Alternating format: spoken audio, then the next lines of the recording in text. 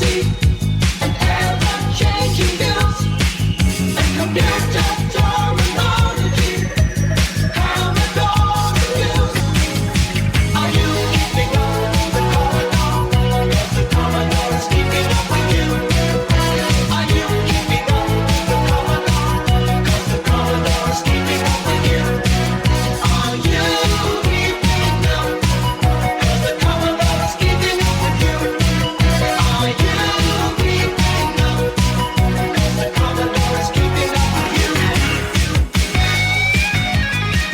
Hello, and welcome to episode 206 of Zapped to the Past. I am Adrian Mills. I'm joined as always by Mr. Graham Raddings.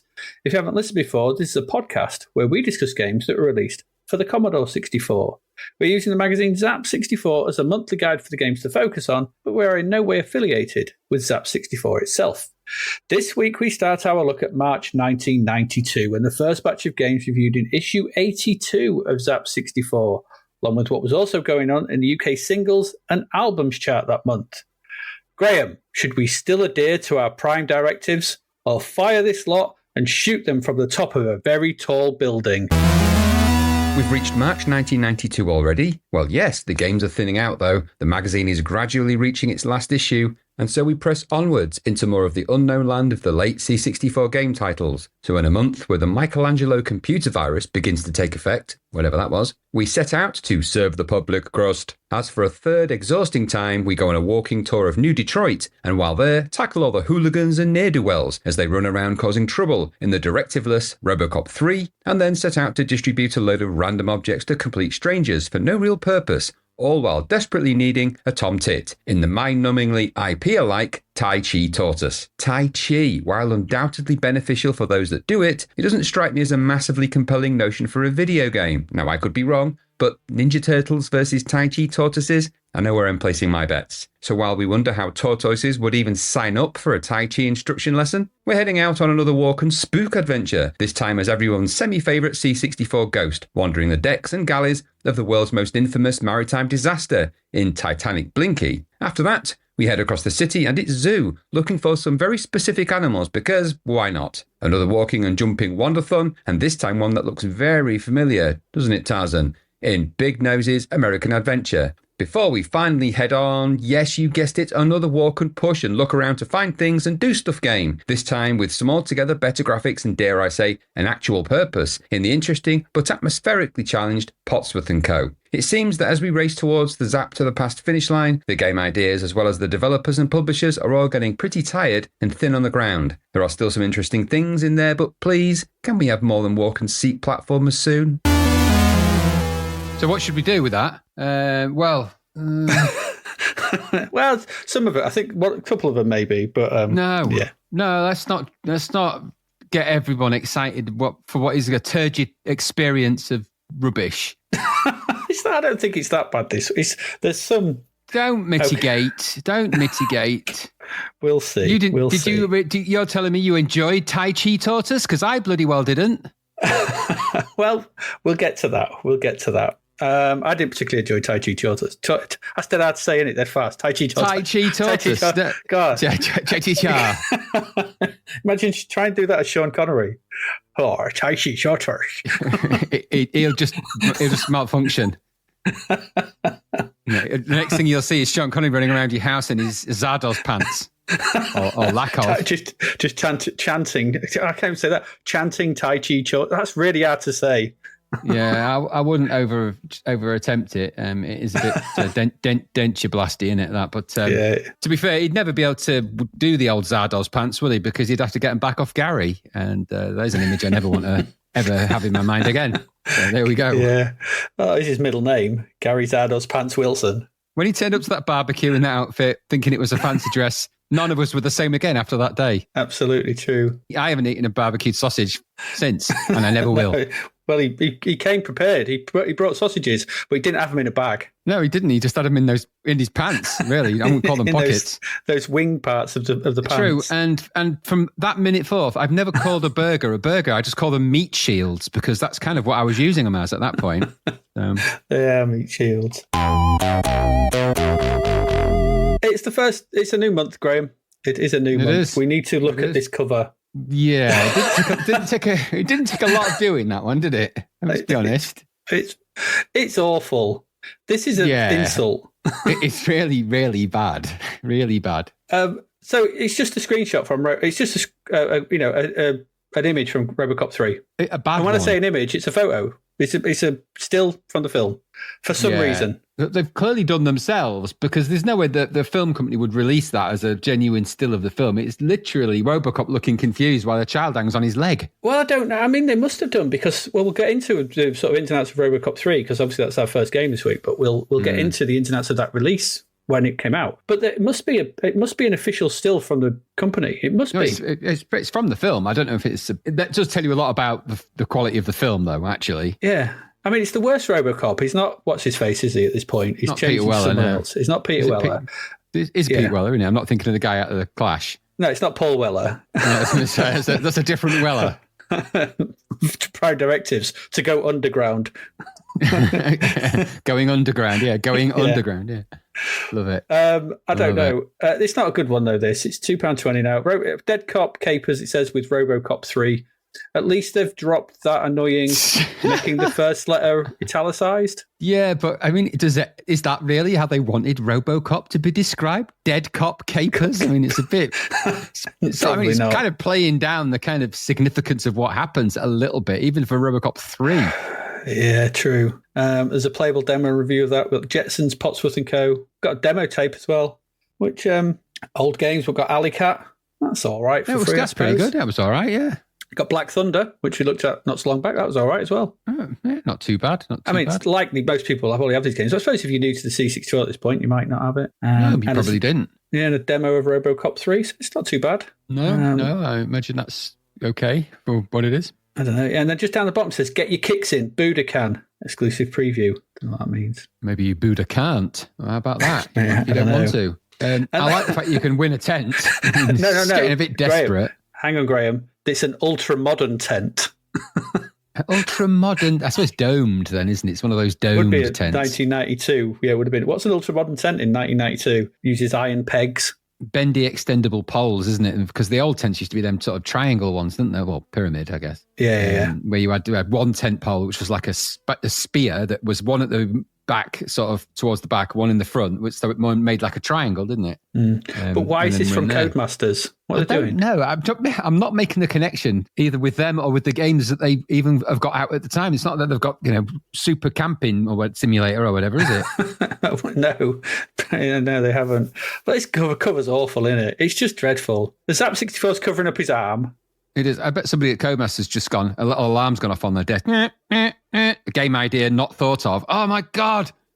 Quick, get in the Codemasters time machine. Get back in there. Make sure we've got a camping simulator game. Camping simulator? What would that include? It'd be crap. Be hammering nails in. It's not selling Robocop to me, though. You're right. And even dropping the italics off those opening letters. Although they've still got it on the fact at the top, by the way, and the T. So it's taken at the top has got it, but they forgot about it later on. Oh, yeah. Yeah, it has, because that's obviously just copied from previous mags, isn't it? Exactly. Somebody broke the rules.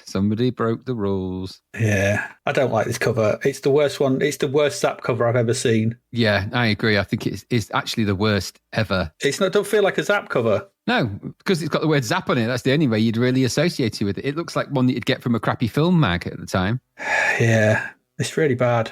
I mean, it makes that Pac-Man and all the, we've knocked some of them for not being great, but I'd prefer that bit of artwork to this rubbish. Yeah, and look where the cover tape would have been covering. Look at the horror of what they've done to the typeface and the game names under that. Look at that horror, because it's like I'm just looking at they've obviously got the type tool and then they put it on some kind of curve to give it that kind of effect.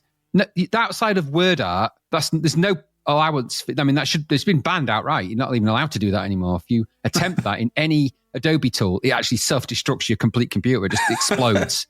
Revokes your graphic design license. Exactly. And if you try and do that on Microsoft Word, you'll get an email from Microsoft themselves, and then all of your operating systems shut down, including your own. If you try to do it on Microsoft Word, it'll move all the text down 3 pages and 2 of the images up a page. And that's what'll happen with that. Yeah. They're not famous for its capability, is it? But it's the way the playable demo writing is. Not only is it too close to the Robocop 3 bend, they've also italicized the bend on the 3, which makes it borderline clown.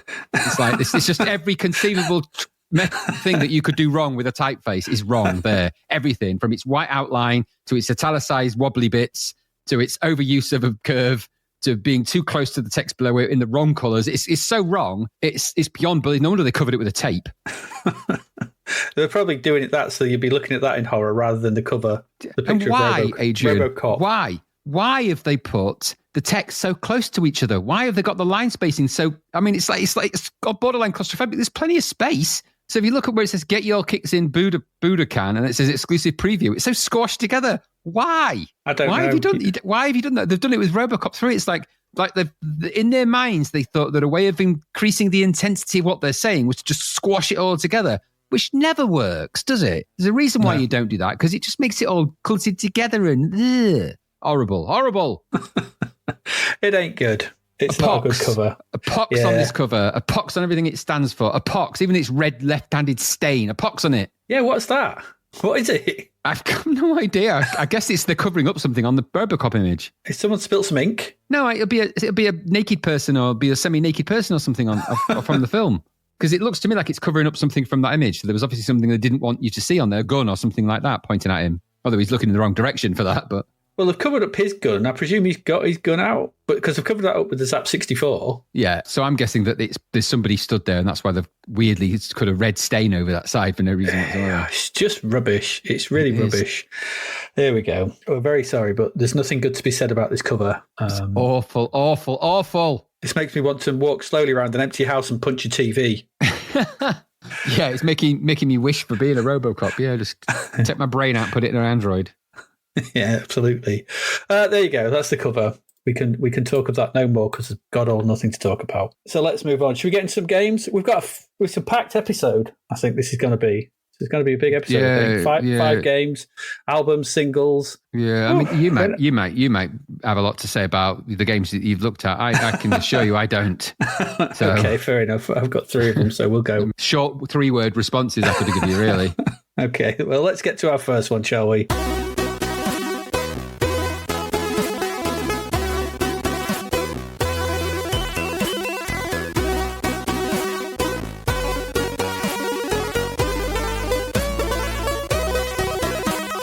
And that first one, well, it's that cover.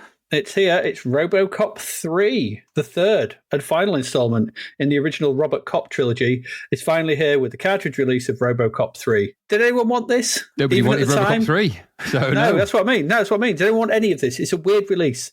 So this is a weird release. Now, I was looking on the wiki and reading around the actual release of the film, because what happened with the production of the film is really odd. According to the wiki, this is Robocop 3 set in the near future in a dystopian metropolitan Detroit. Plot centers on Robocop, played this time by Robert Burke, as he vows to avenge the death of his partner, Anne Lewis. She dies early on in the film, Nancy Allen, and save Detroit from falling into chaos while evil conglomerate OCP, run by its CEO, Rip Torn, this time. I forgot Rip Torn was in this. Advances its program to demolish the city and build a new Delta City over the former home to the residents. However, the film was a critical and commercial failure in the United States, grossing $47 million worldwide against its $22 million budget. That's not good. It making it the least profitable film of the Robocop franchise. But there's a kind of a reason for this. Filming for this took place in 1991, was completed by May of that year. The film was, according to Wiki, initially scheduled for release in mid-1992. Robocop 3, though, languished until the following year as Orion Pictures went through bankruptcy and was bought out. Since Columbia TriStar Entertainment owned the international distribution rights to the film, a completed work print was theatrically released in Japan, South Korea, and the Philippines during that time. After the buyout, Orion Pictures announced that it would finally release the film on July 16th, 1993, but had to postpone the release again because it couldn't find enough distributors for a theatrical wide release. After this delay, pirated copies of the film started getting illegally sold on VHS in New York City in mid-93. The film finally opened at the Charleston International Film Festival on November 4th, 93. Because of release delays, its tie-in video game was released prior to the film. I'll say it's March 92, and thus spoiled the film's plot. Well, I mean, it might have done, but we'll come to whether there's much plot in this game. So I'm not sure about that. One has to wonder if the film had come out when planned, would it have fared better at the box office? I mean, it's not a great film, but all those pirated videos and the delays and probably had some effect. Didn't help. Yeah. the game was over a year prior. Copies of the film available. He's never going to do well. Anyway, the game. Published by Ocean and developed by Probe Software. This was produced by Neil Young, taking time off from hanging out with the Crazy Horses. He also worked on Outrun Europa and Smash TV. Coding was by Neil Coxhead. We remember him from he did that cool ATF game from ages ago. The not so cool Galaxy Force and the pretty impressive Outrun Europa. Graphics are by Hugh Riley. Last Ninja 1 and 2, Bangkok Nights, Hammer Fist, Supremacy. Good artist. And finally, the music is by Haroon Tell, and he's done loads of stuff, as we well know. A very solid team here. That's a pretty good team to put this together. It's a promising start. And the game got 92% in the magazine. But that means very little. We've come to see it means very little, even less when it's an Ocean game, I think. And it cost £14.99, and this was cartridge only. Okay. Mm-hmm. So I played that cartridge version, Easy Flash cartridge version for this, and it certainly works to make the game feel very console-like. It's very snappy. So that's quite good. Well, I say good. So the game starts, got a nice intro. We get some kind of green lettering against a black background before it all clears, and we get Robocop's boot-up sequence. And then his primary objectives, which we all know: serve the public trust, protect the innocent, and uphold the law. So that's quite nice. This then clears to like a screen of static, and we get this well-drawn image of Robocop. It's kind of revealed on the right of the screen. It's a bit pursed of lips. It's not as good as the loading screen for the first game, I thought, which I think is better than this, but it is good. We then get some credits. The reveal of Robocop is repeated, and that's it. That's it for this title sequence. There's a great piece of music though for this from Mr. Tell. I thought really suited the game actually. So I did like the music for this at the start. So promising start really to all this, but there's nothing else to do here apart from press fire to get us into the game. Like most Ocean movie licenses of the time, it's a multi-part experience. But it's lacking in any kind of connective tissue. When they said the plot was spoiled for this, I don't think it really was. When you press fire, the first level just appears. Just go. There's no instructions, no explanation. You're just presented with the game. And it's not like the manual provides much in the way of context. It states this. It goes, splatterpunks, in capitals, and robotic ninjas are just two of the many deadly adversaries whose aim is to defeat Robocop. Select the right weapon at the right time, and you can become more than a match for the enemy. Repair your battered armor, strap on the jetpack, and confront the lethal Ed 209. I don't know why they're in capitals, those bits, but they are. Okay. What does it say about level 1? Well, it says Robocop must destroy all the splatterpunks that appear at windows, along the pavement, in the distance, and on the road, without losing all his energy. Why? There's no why. There's no context. Just why. It's just avoid. Just kill them all. So what exactly does this entail? Well, here we've got a sort of first-person, bi-directional Operation Wolf-style target shooter that loops endlessly in either direction. So I've got this image of Robocop, like in the middle of a roundabout, just spinning on the spot, endlessly shooting perps, just spinning around for no reason, just spinning in the middle of a roundabout. It's a bit odd, that. There's some UI at the top, takes up about 5 character lines, showing your efficiency, which is your health. In other words, it starts at 100%, goes down as the enemies shoot at you. Next, this is your score, the name of the game, in case you forgot. And then finally, it's a box. This tells us which way to scroll the screen for the nearest enemy. The game window below this takes up the rest of the screen, shows a host of wrecked buildings, chain link fences, the silhouette of the city in the background. Enemies will wander in from supposedly in 3 places: on the street, in the background, between the fences, and appear at windows. But in my version, there were no enemies in the windows. I don't know if there was on yours. I didn't get any in the windows, but despite being constant, I've seen them on a video on YouTube. They do appear, which annoyed me. Despite you constantly warned about them, but they're never there. But the first comment on Lemon by someone called MP83 states the enemies in the windows may not show up depending on your memory configuration, which is a new one for me. It's like how weird. Yeah. What control do you have over your C64 memory configuration? Not very much. No. Anyway, you control a cursor, you move this with the joystick, and you need to kill all the enemies in the level. There's no indicator, though, for how many there are. You just keep killing and killing. And you can only kill them, though, by locking onto them. And you can only lock onto the heads of the perps on the street and the bodies of the perps far off in the distance. If you try and do this properly, like just shoot them wherever, you can't. You'll be quickly killed. And if you try sort of move the cursor around and try and lock on, you'll be quickly decimated. So the best thing to do here, I found, get your crosshair at head height of the ones on the street and just keep moving left or right and shoot them as you lock onto them, as you pan round. Then repeat just for those in the distance. you can kill everything without taking too much damage that way. But there's no gameplay to this. That's the only way I found you could actually do it. I couldn't really control the cursor to sort of get it to lock on properly. You'll also need to look out for randomly spawning repair tokens. These are sort of tokens with a big arrow on them. You have to shoot them too, because once the level is done, you need to repair old Robocop. This interstitial part allows you to repair yourself based on 4 elements: your head, the body, your legs, and your arms. Each will be damaged to some extent, marked as a percentage on the left, depending on how many repair tokens you collected in the previous level. You can use these to repair whichever parts you feel need the most TLC, and each repair kit repairs 40% of the damage on that part you select. So they're all rated out of a percentage, and you can, if you've got enough, you can bring yourself up to 100. Like I said, shown with the list on the left of the things you can repair, and there's an image of Robocop on the right. The more damage you've taken, the more banged up you look, which is quite a nice touch. Like if his head's shot or open and stuff like that, his legs are all battered in arms, depending on how much damage you took.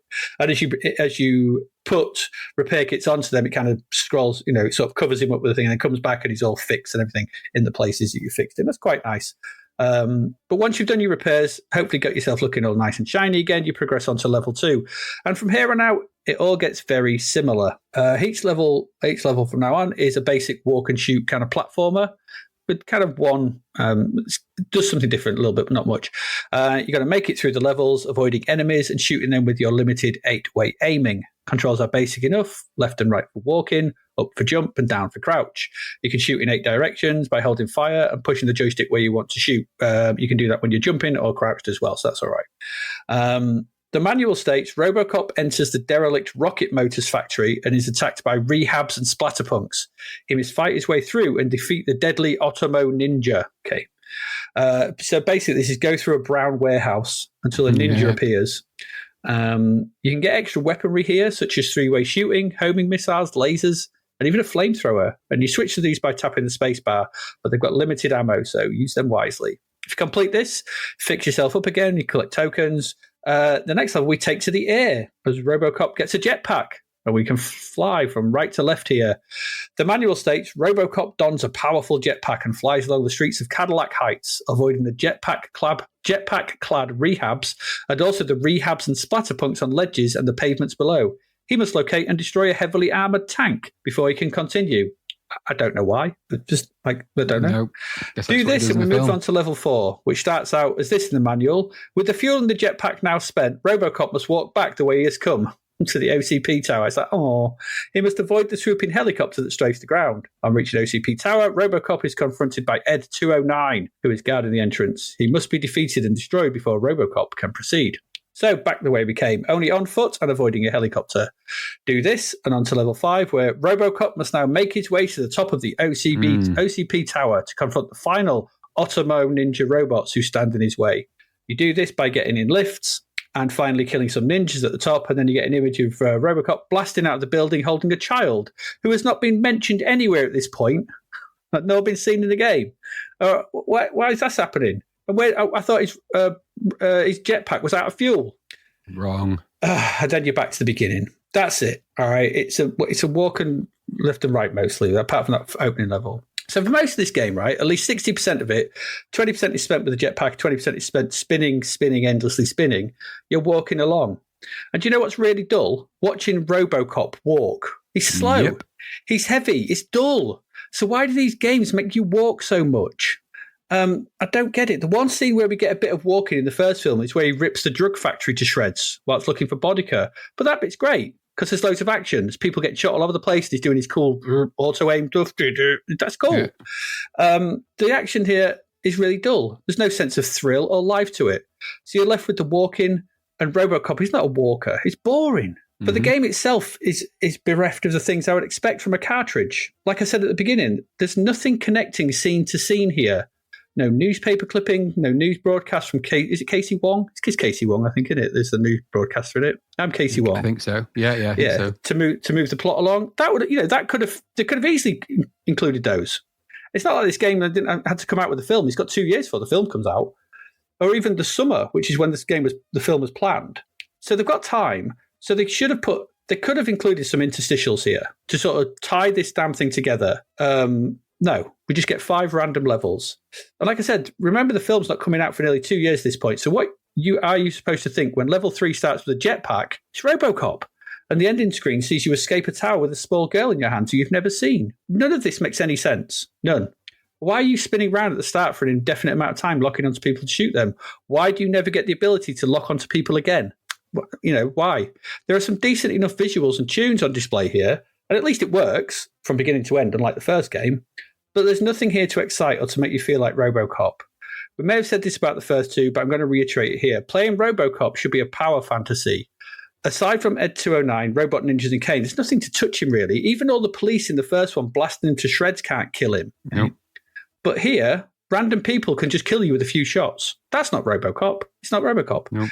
The 8-way shooting makes no sense when you just had the first level filled with your auto-targeting. Why did they not use this in the later levels and do away with the 8-way shooting? Make the challenge fighting the big things, the tanks, Ed 209, helicopters, but just have you auto-targeting the normal punks and wasting them easily. Make it a power fantasy. Give me the things that Robocop can do to shoot stuff. They don't. It's not like Robocop. It's another rote walk and shoot slowly, like all the rest we've seen of late. There's been loads of these, and this is just another one. I presume there's an attempt to follow the film, but with little to connect it all together, as I said, you've got no idea what's going on or why you are doing anything. There's nothing fundamentally wrong with this. It's just all so dull, leaden, predictable. Nothing here engages or gives any enjoyment. 92%, no chance, because there's just nothing to latch onto, and there's nothing to make you go, oh, that was cool, that was a good bit, that was exciting. That brown envelope must have been very thick at this point, especially to get the cover as well. Very, very thick. It's just boring, this game. Really, really boring. And a Robocop game shouldn't be boring. So, but again, it's like the film, I guess, but it just makes no sense. And it shouldn't have come out like this, like being on a cartridge. There should be more to this. It's just shoved out again with 5 levels. Like they got the first one and then they went, well, this didn't happen.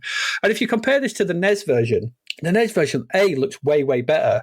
Doesn't have that first level. It's just it's just walking along. That's the entire game in the NES version. But there's also extra bits, like at the end of the game, you have to sort of program this computer while also fighting the ninjas. So you've got there's sort of extra bits in the NES version. Yeah, but no, none of that here. It's just kill the ninjas and then it just ends with you flying out of a window. So this isn't worth 92%. This is not. No, it's not. I don't think so anyway. What did you think? It was utter rubbish. And that's just a statement about the film. I've got a quote here from an article that's called 30 Years On, Robocop 3 Still Sucks, which was on a website called space.com. And it says, Robocop 3 really was an absolute dumpster fire of a movie. It did nothing but hurt the franchise, ruined the director's career, upset the fan base, and provided the weakest earnings in franchise history.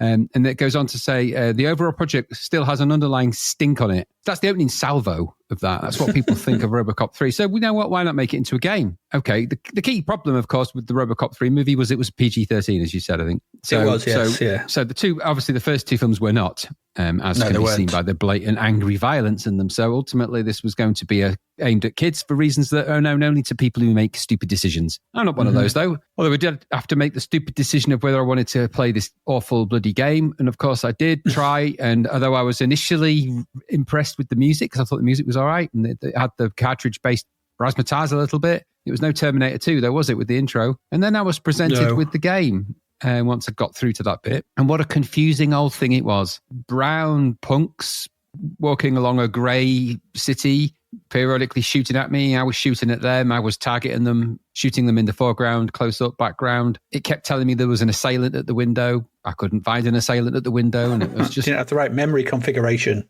No, and that was just as I was playing it along, my efficiency was getting ever lower, as were my patience, if I'm honest. So I didn't actually get past that level by playthrough. I had a quick look on some long plays just to see what the rest of it was like. And that's when I saw that it was just Robo-Walk. Yep. And as you very correctly point out, nobody wants that as a game, really. I mean, there are games like that called Walker, which is about a walking thing that shoots. And that's actually better because it's just doing what it says it's going to do. It sets out to be what it is, Walker, isn't it? So they inadvertently made Walker about a character called Robocop. There's so much more that they could have done in the dynamics of that character and everything else. And by just doing what they've done, which is that crappy Operation Wolf style intro game level, first level, and then later down the line, walking the streets, just doing boring stuff, periodically interspersed with other boring stuff. It's just boring. It's robo-boring. So this was boring cop, wasn't it? Boring. It's just dull. Boring There's cop, nothing yeah. exciting. Graphics, okay, I guess, for what they were. They could have done a lot more with those graphics. It could have been so much better. But this was tied to a really rubbish film license, and obviously they're milking they're milking the RoboCop teat as were the film franchises, and so Ocean obviously made a lot of money off RoboCop, and by extension and RoboCop 2, and by extension they probably thought, well, you know what, in for a penny, in for a pen. There is no good version of this game on the C64. Go and play it on another format where you probably find a little bit more solace, at least. Certainly a little bit more action and less nonsense. So I didn't enjoy what I played. There's no fun in... And also, just when you've got a crosshairs and you're shooting at things, just put a little marker on things so you can see where you're shooting. I don't know, but I know it's got the targeter and everything else, but I just find that little missing thing dead annoying. Yeah, why can you only target their heads? Yeah, none of it made much sense. Yeah, I know, and it kept saying to me that I needed to arrest somebody. I got that, but it didn't. That wasn't what the game was driving me towards. It was making me just want to shoot people inefficiently, it seemed. So I'm thinking, well, if this is the most inefficient game simulation of RoboCop I've ever played, I am just becoming less efficient as I play it. And I'm not really sure why. So I gave up with it. I didn't think it was very good. It certainly doesn't deserve 92% and a sizzler. It's not in that league at all. This is a very mundane, very boring attempt at a very boring, mundane license, and it just garbage in, garbage out as far as I'm concerned. There's some nice programming probably here and there a little bit, but wasted on this nonsense. So I didn't enjoy my time with RoboCop 3. Like I didn't enjoy my time watching RoboCop 3, the film, because it's utterly rubbish. So no. No, it's a bad RoboCop. Bad RoboCop. It really is, yes. Yeah, there you go. RoboCop 3, it's not very good. Really not. Let's move on to our next one and see if that's any better.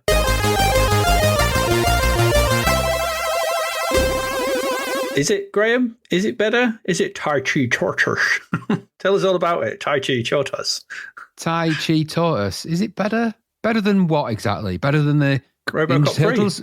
Well, is it better than that as comparing apples for pears? Is this better than a Ninja Turtles game? Because this is clearly riffing off a Ninja Turtle, really, isn't it? A Tai Chi Tortoise, I guess. Much.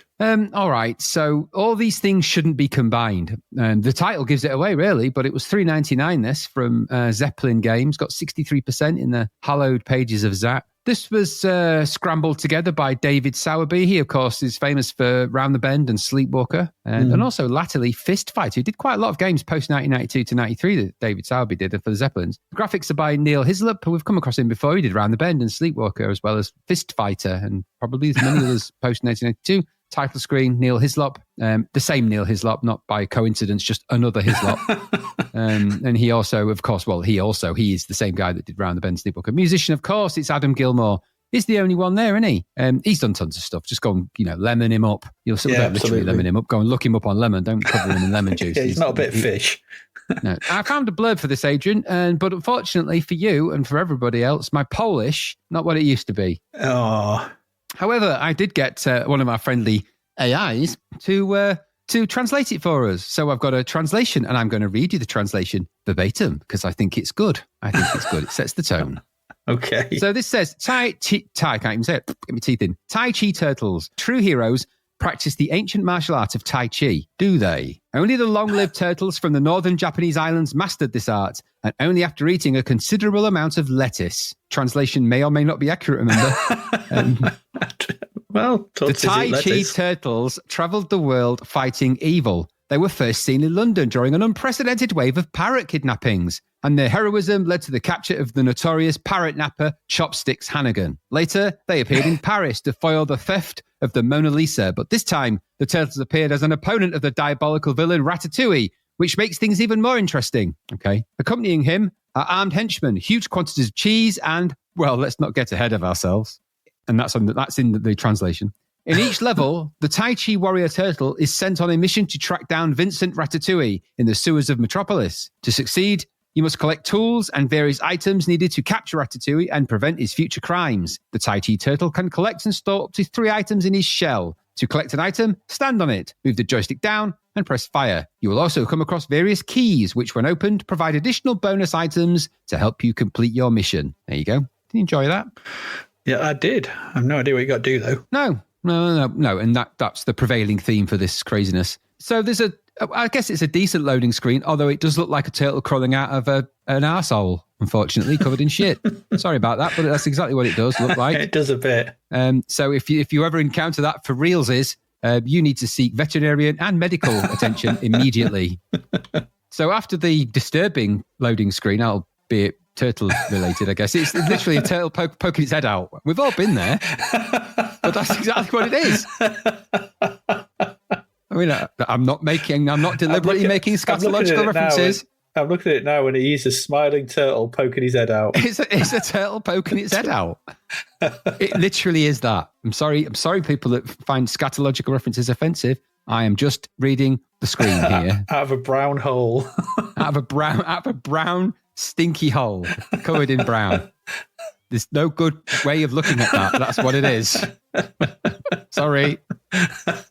So, disturbing loading screen aside, you'll get to a more attractive title screen, which has got quite a nice Tai Chi Tortoise logo, better than the brown one from the loading screen, and some nice color effects. Very standard Zeppelin production stuff. Decent music at this point as well from Gilmour. Good job he's done there. It's nice. It's okay. Just some basic credits and a press fire to start the action. Now, I've got no more of a clue of what to do based on other than the Polish translation in this game, I'm afraid to say. This is a flick screen platform-ish type affair, where you must travel the screens to pick up the things, to give to the things, to do that. That's the kind of nature of this game. So I guess an old school arcade adventure, really, I suppose. Walk and seek type game of the sort. Mm-hmm. Walk and jump, maybe. I don't know. Platform-inspired Wandathon, I sort of pitched it as. It's a pick up the thing, to give it to the horse, to open the gate, to access the room of 1,000 sandwiches. It's one of those kind of things.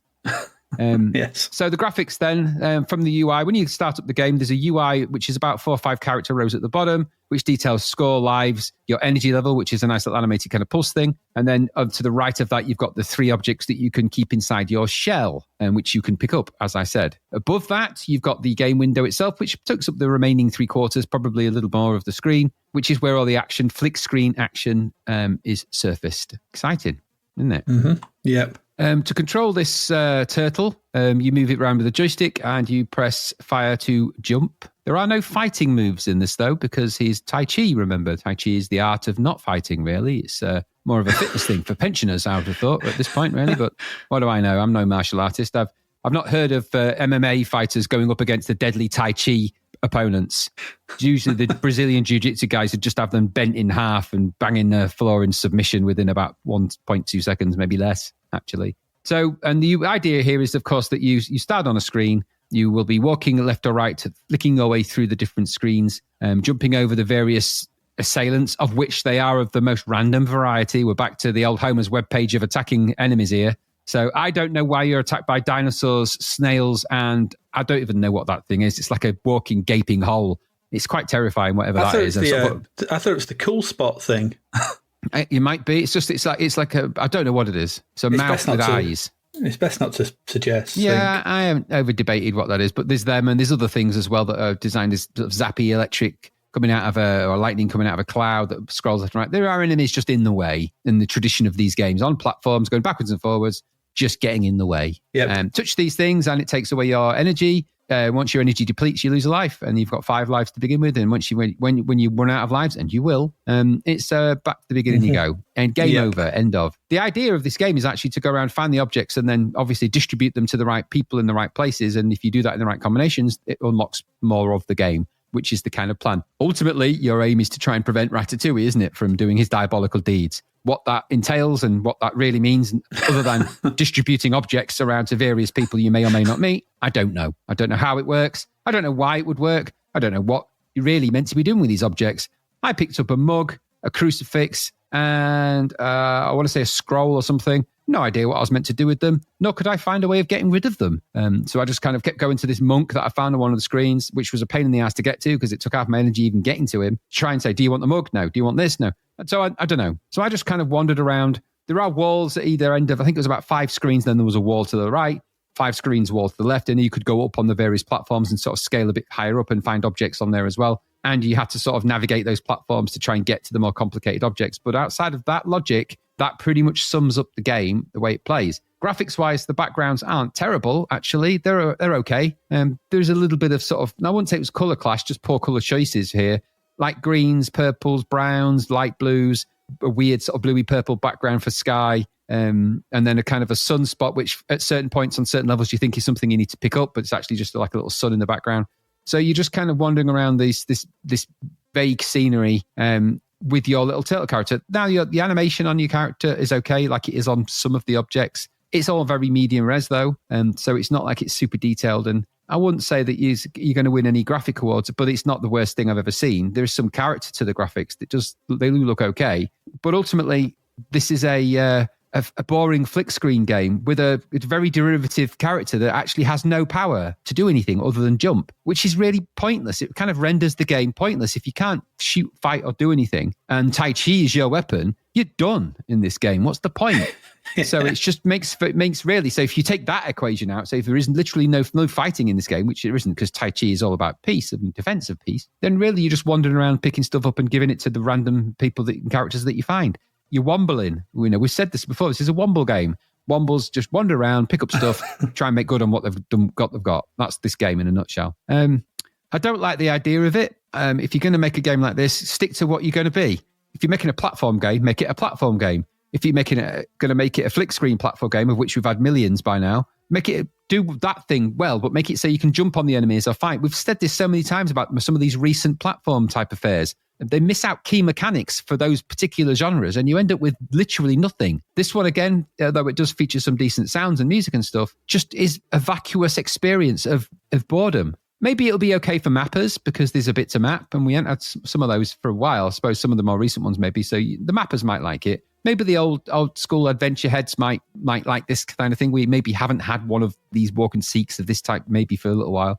And it is budget, I suppose, in the end of the day. But it lacks all of the fun of a Mario clone. It lacks all the necessity and violence of a fighting game. And it really has it doesn't really have a narrative that you can follow that makes it into an arcade adventure with a story attached to it. So the game has no purpose other than you're a turtle that does Tai Chi, which also has no purpose. So the very thing that they've given you as your thing is the worst thing you could give a turtle. A slow-moving martial art that has no relevance and no purpose in the game. So you have no purpose in this game other than to distribute objects, which is a bit lame. The enemies have a nasty habit of spawning on the screen as soon as you appear on the flick screen, which is dead annoying because you'll instantly lose energy, nor can you avoid them half the time because they just keep nipping about and getting in the way. So you'll eventually run out of energy anyway. And sometimes when you're going upwards to the sort of higher screens, when it flick screens, it becomes that awful guessing game of you don't know where the platforms are going to be. So you have to pop your head up and have a look and say, oh, it's over there. And then you've got to kind of run and do that. Plus the jumping at some of the ends of the platforms is laggy. So often you'll try and jump off a platform only to find you actually fall off the platform. That's a frustrating thing in these games. And if you're going to that's the only thing you can do is jump. And that's also one of the things they haven't got right. So is there anything right about this game? It's a bad idea, badly implemented, with okay graphics and music, I guess. But everything else was just stupidly pointless. Did nobody stop to tell them this was bad? At some point, did nobody go, don't make a game about a Tai Chi Tortoise because nobody likes that. Nobody will want that and it's boring as hell. But nobody did they? So everything you touch in here in this game is ultimately killing you, which means that's the only exciting thing about it because that will end the game quicker for you. Outside of an okay music experience and a not terrible experience in terms of its coding chops, I guess, no determined paths for this game made it and no obvious clues to what the hell you're doing and a purposeless character in it, devoid of anything interesting, made for a very boring game. All tortoise and all Tai Chi makes Tai Chi Tortoise a very dull tortoise. But what did you think? Yeah. It's another flick screen adventure in it from Zeppelin. We've seen these before. Obviously, as you've rightly said, taking some little influence from Teenage Mutant Ninja Turtles, Tai Chi Tortoise. I'm going to be honest. I know it's called Tai Chi. I was still expecting more action here. I just thought we've seen these kind of things before, where it's they take a Eastern practice or a sort of whatever their sort of it is, and it becomes a fighting game. I was expecting something, but it's nothing. So I suppose they were true to those words. But what a boring thing! It's just a multi-screen seek and collect. It's broken from the start, though. There's a reason. There's a comment on Lemon, which if I'd not read this comment on Lemon, I would not have got beyond those opening screens. There are 4 things to collect in the opening screens. Those are what is it? There's a scroll, a glass, a cross, and a hook. A hook, that's right. If you collect the hook first, then the monk on the opening screen won't open the sewers for you. So you have to collect the scroll, the glass, and the cross then go collect the hook, and then it'll open the sewers for you, and you can get down below. And then it becomes just more screens of platforming but underground, which is stupid. I mean, that's not a great thing, is it? That's not good. It's just broken. And the problem with this, because there's no sense of contact with anything, there's no sound effects, just music in it. There's no sense of weight to it. It's like when you hit something, there's no you don't bounce, you don't do anything. There's no sort of sign that you've hit anything. It's just all very light. There's no sense of weight. And it all seems a bit off. Couple that with the odd controls. Why do I need to do down and then fire to pick stuff up? Why not just down? Yeah.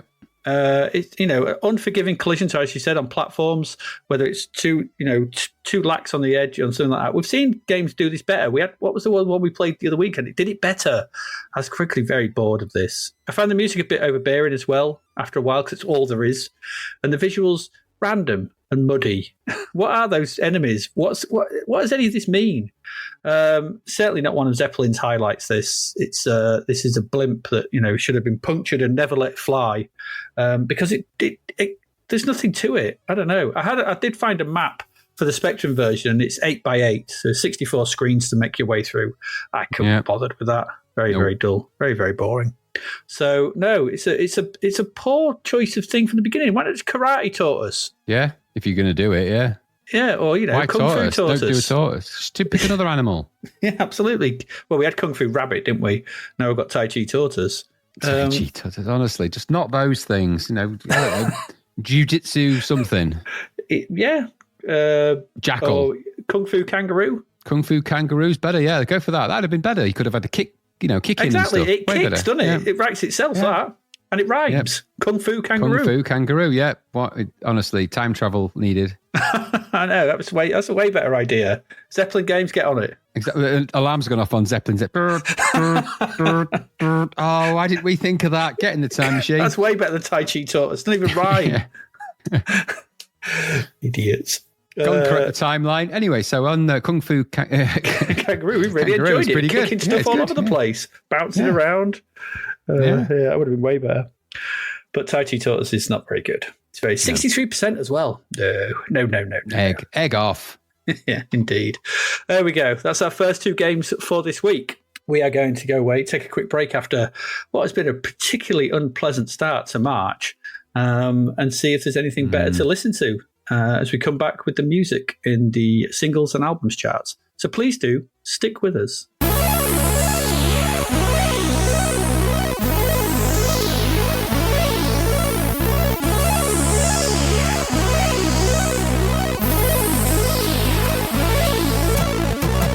The novel Escape from the Commodore 64 by David Hearn is out now. Crash landing on a green planet full of vector graphics, can Sarah find a way to escape for real? Or is she stranded on a planet full of sun, sea, and chippy tea forever?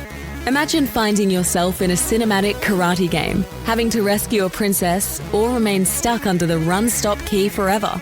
What about finding yourself on a space freighter full of robots? Could you clear the decks? If you were transported back to a Wild West town, having to round up outlaws, could you survive until sunset? What if you were a wizard with a cat who must colour worlds? Could you beat the game, or would a virtual guitar solo announce your demise? Sarah might just be another visitor, but she doesn't want to stay a while, never mind forever. Available from Amazon and all good online retailers, discover if there's a way out in Escape from the Commodore 64. Visit davidhearnwriter.com to find out more. And we are back from our break. We've got singles and albums this week because it's only a 2-week month. And we've got a lot of singles because it's a 5-week month as well. So, okay. So number one singles, this will be quick. All Month was Stay by Shakespeare's Sister. Yeah, it makes sense that it would be a high F number. Yeah, it's certainly a very popular song. Stuck around for quite a while. I can't remember any weeks it was actually number one for, but... quite a few. A long time. Number one albums, Stars by Simply Red was the first week. Yeah, of course it is. It's still around, still hanging around there.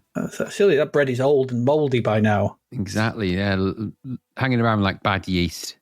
Yeah, Divine Madness was in for 3 weeks. That's the Madness best of. Greatest Hits album represents Groot's UK single A-sides from 1979 through 1986 in chronological order. Though their version of The Sweetest Girl is omitted. That's why I didn't buy it. I was I was taking protest. I don't even know what Sweets Girl is. Who doesn't like some of those madness tracks? At least one or two of them you're going to like, aren't you? Oh, absolutely. Yeah, there's some classic stuff. Yeah. The final week, it was The Human Touch by Bruce Springsteen. Not Spring Brucestein. Yeah, that's the one, him. Yeah, this was a dual album release. He'd obviously seen Use Your Illusion 1 and 2 and thought, I can have a bit of that. And it goes in at number 1 and 2. His other album was Lucky Town. This was a very big hit, peaking at number 1 on the mainstream rock and number 16 the Billboard Hot charts. It nominated for Best Rock Vocal Performance, 93 Grammy Awards. Sold over 1 million copies in the US. Big albums. Yeah. Yeah. Are you a fan of the Springsteen? I like some of his stuff. I don't know if I want to watch that new film that's out. Are you going to watch it, do you think? I don't care for Bruce Springsteen, and I don't want to watch a film about him. I watched a documentary on him recently. It was on BBC 4 that was quite. It was a sort of Springsteen night, and I watched the documentary, and it was most about much of his earlier stuff, and that was quite interesting when he was sort of the E Street Band and stuff. And there was some good sort of rock stuff, when he was a bit sort of more passionate, a bit of oomph, a bit of fire, before he turned into a bit boring. Yeah, I've never been a fan of Springsteen. I know people that are. I'm not one of them because old Brown Sauce is a big Springsteen fan, isn't he? Apparently. Yeah. He's a fan of everyone. He never mentioned that in 40 years of knowing him, but he is and always has been a Bruce Springsteen fan. What can you say? Let's get to the singles then. 1st of March, in at number 4 is November Rain by Guns N' Roses. Yeah, it was a long old video, wasn't it? MTV 9 played minutes. The hell out of it. Yeah, it's famous for his big helicopter flyby. He walks out the church and just go to the edge of a cliff to do a solo thing, doesn't he? Yeah, smallest church in the land as well that couldn't fit all those people in. Always bugs me. No, it was very expensive looking video for a good. His song's okay. I mean, it's a good ballad for what it is, but it's more famous, I think, for that solo, isn't it, than anything else, and anything else I know of. Yeah, I mean, the best things about this song are that solo and the outro when it all kicks in, and it all sort of builds up, and it's Slash doing that amazing sort of guitar riff on the piano, not when he stood on the piano in the video. It's just great. But I have to say, the pomp is off the scale with this. They've gone mad. They're entering Elton John territory. And Queen and stuff like that. It's like massive pomp and circumstance in this. Yeah, they know they've got a lot of money behind them at this point. Endless money. Yep. In at number 9 is America, What Time Is Love by KLF. Yeah, epic reimagining of the classic What Time Is Love with added epic and a crazy expensive video shoot that was actually done on a massive soundstage, the same one they use for big A-list movies. Yeah, we talked about it the other week, didn't we? The last track, I think. We did. The track was aimed at the US market. This was aimed to crack the US market. I think somebody was misinformed about how you crack the market, probably not by taking the piss about the songs and the pioneers of America and things like that, and maybe shouting "America" at the beginning and have. No, we came a long time ago. Not now true, but you did not know, and that kind of stuff. I think it all got a bit needlessly jingly jangly, didn't it? It's a bit on the odd side. This the Americans were never going to dig that or the weirdness of it. It's not like I actually I do like it. I've got a soft spot for America. I love it because it's bonkers. Yeah, it's my favourite one. It's my favourite KLF song. It's just because it's absolutely mad. Yeah, the entire middle sequence where it just goes, all epic, and it's just bonkers. It's just mad. Yeah. If you're going to do a track, do it mad. Yeah, and there's a naked woman with tape over her breasts screaming at the back of the boat for no reason. Like, what's going on here? The fact that they're on a giant Viking boat for no reason, really. So anyway, it is what it is. Yeah, and in the background there's heave ho heave. Yeah, exactly. Heave ho. It's just madness. It is just madness. In the year of our Lord, it's like I don't know. Riffing on the pioneering founders of America was probably your best play. No, probably however, but it God does bless them feature for it. the B-sides of America No More and America No More Just the Pipes, which is genuinely brilliant, very moving, particularly special for me because that was what we played at my dad's funeral to neigh a dry eye in that house at the time. Very sad that was, but I don't just remember it for that, but that's what encompasses America, What Time Is Love encompasses what the KLF were about for me. Utter bonkers. It's just British, well, not even British, it's Scottish, really. Just bonkers. Yeah, they had more money than they knew what to do with, so they just went, well, just put massive guitars and drums and everything in this, and an American screaming, and just put them all on a Viking boat in the biggest soundstage in the country. hire a soundstage. The soundstage, by the way, is one of those ones that you can fill with water. So it's a dead expensive soundstage. Yeah. And then just put a giant boat on it and fill it. And then because they could sort of swish the water around, that's how they do all them. So it's a real experience for those poor people on there getting splashed with all that water. I don't know. It just makes for a mad experience. So, yeah. But the Americans looked at it and went, I don't get it. What are you saying? What are you doing? I don't understand this. Yeah. Justify ancients of moo shit. What is that? Yeah, and to be fair to our American listeners, you may love this, and we hope you do, because you kind of obviously like our English sensibilities. But the majority of America, I think, this is never going to crack the States in '92. Never, ever. No. In at number 19 is Weirdo by the Charlatans. Good bass line. Yeah, Gully's gold. This was always played at indie clubs throughout the '90s when I was there. This was a staple. From the moment this came out, I would always hear this. Take your word for it. I don't remember it. Yeah, I'm not a big Charlatans fan, but this was usually my time to go get a pint. It was always played.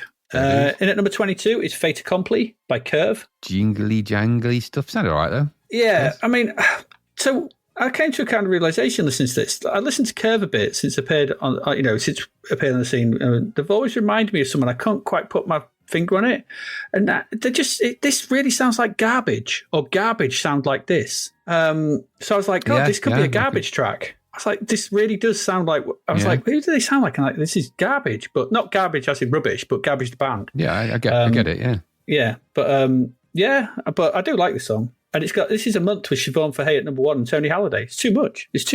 Yes, Halliday. Celebrate. Yes. Yeah. It's a good reason to celebrate in that. Even I was like, goodness me, she's perky. Yeah, she's lovely, Tony Halliday. She always was. And it's a great track, Fait Accompli. It is a good song. There you go. In at number 23 is One by U2. Yeah, I'm not into U2 at this point. I'm certainly not into this version of U2 either. This is just not my thing at all on my scene. I don't like it. Well, we've both said that, but I think this is more old style U2. They toned down the histrionics. They could still write a great track. This is a great track, I think. It's great. His voice is really good on this because it fits. He's not trying to be the lemon or doing all that kind of weird stuff sort of thing. He's just singing a really nice song, which I think this is. So I've got space for this. I don't like the other stuff roundabout now, but I do like One. I think this is a really, really nice, well put together song. Not my thing at all. No, that's fair enough. I didn't just tune out of U2, but I just didn't buy anything they were putting out at this point. And I mean, buy it sort of, not just physically, but I just wasn't buying what they were selling in any way, shape, or form. But I appreciate that there are people out there that would dig it. I'm not one of them. Would you dig in at number 28, Places That Belong to You by Barbra Streisand? I've never been a fan of the Streisand, to be honest. I mean, I don't doubt she's very talented because she's been around long enough to be talented, hasn't she? She's got her 10,000 hours in or whatever it is. But I think this was from the film, wasn't it? From yes, Prince of Tides. So I'm guessing it's heading for best song at the Oscars territory or something like that. She was a very revered singer-songwriter, Barbra Streisand. So when she made a reappearance after sort of a hiatus, it was and still is always kind of a big deal if she appears in a film or in a movie or a movie, but in a movie or in a soundtrack or something or singing.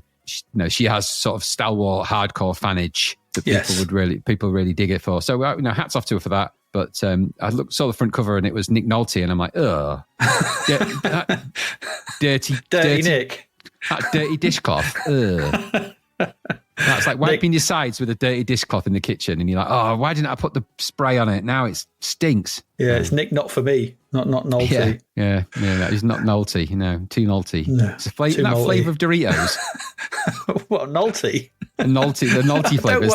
I don't want Nick Nolte Doritos. That'd be grim. You would love to have those. I'd open the bag and it'd be like, oh, right, what have you eaten before? Why would he be a pirate?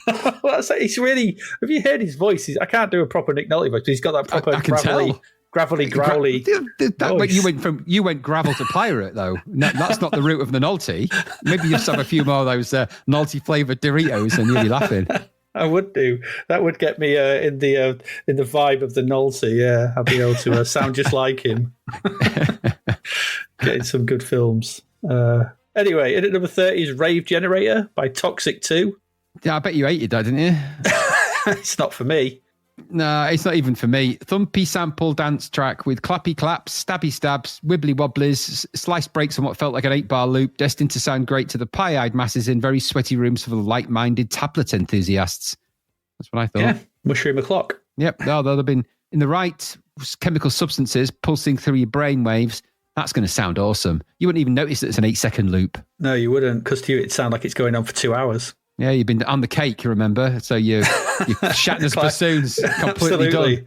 Yeah, you've been wolfing down the Clarky cat. Exactly. Yeah, you're exactly that. Yeah, Exactly. And at number 31 is All I Know Feels Like Forever by Joe Cocker. Oh, God, didn't it just? Yeah, the name of the song is what it felt like to listen to. It's just, I'm not a Joe Cocker fan. It's not for me. No, and you can't make him serious by giving him a black and white beard. Well, the black and white video, his beard was probably regular coloured, actually, thinking about it. But could well be. Who knows? The black and white beard sounds like either the title of his album or his pirate name after his all of the naughty Doritos he'd had. He had gravelly voice, didn't he, as well? Joe Cocker. Yeah. Absolutely. Yeah. He really did. Fear, the black and white beard. And at number 37 is Colour My Life by M People. Sounds like M People, ergo boring. Yeah, very honky, isn't she? She's like she's the female honk. She's the funk. She's the new honker. She is. She's the new honk. She's the funk. We've got the honk and the funk. So, I suppose the male honk would be the monk, wouldn't it? We can't have monk. that. But the monk and the honk. They sound like something from the Monster Club tree. They do. They do. They probably are on there, actually. Absolutely. Says the shad honk. It just emits a really loud honk that kills you have tortoises. to be careful, yeah. Beware the honk of the shad honk. You've never upset a shad honk. I don't think I want to. I'm a tortoise. My Shatner's bassoon. Norris. Oh, you've killed him. Oh, wait, no, you haven't. In at number 48 is Lost in Your Love by Tony Hadley. I know the video was filmed in the middle of a desert in order to comply with Hadley's law. Yeah, he ain't allowed near land, really, is he? So he's that's as far away from land, cities and people. Yeah, sea. Yeah, he ain't going to cause a desert tsunami, is he? From there, which is probably the title of his album, actually. He would have made a good mummy, though, wouldn't he? In the Mummy film, because he was always making sand move, opening his mouth really wide and eating stuff. Could you imagine Tony Hadley as the mummy? Now I can. Yeah, with his just that loincloth on when he's stood in the desert, ready to be really pasty white because he's got really dark hair, ain't he, Tony Hadley? He's no Arnold Vosloo. He's going to get quite warm in the desert with his pasty skin. But fair play to him. You know what? He's got the sunblock on. It makes him look nice and gold coloured, doesn't it? Yeah, absolutely. It's true. Oh, I want to see that now. The mummy with Tony Hadley. It'd be brilliant. He'd do all their mouth shouty movements that mummy guy does as well. He would. He'd be great. He would. There you go. Yeah. What's he called now? Imhotep, isn't he? He'd be a good Imhotep. Is it Imhotep? Yeah, he's Imhotep. It is Imhotep, yeah. Because they're all chanting it through the streets, aren't they? Imhotep. That's right. Yeah. Because I get that mixed up with Ramitep, which is the one from the Young Sherlock Holmes movie. Yeah, Ramitep. They're all Teps. It's the family Tep. They fight each other in the streets. The Imhoteps versus the Ramiteps. Yeah, exactly. Bobby is the one that they don't talk about. Bobby Tep. Bobby Tep. Hey, it's Bobby. I'm not really that mummified at the minute. I'm all right. Yeah, Miss Tep. Yeah, she's always tripping over. She's always tripping over. That's such a dad joke. Such a blatant dad joke. And I laughed at that as well. I support your dad joke. Of course you would. There you go. I'm 100% behind that joke. I endorse it. I endorse that joke. About 2 seconds ago, what words end in Tep?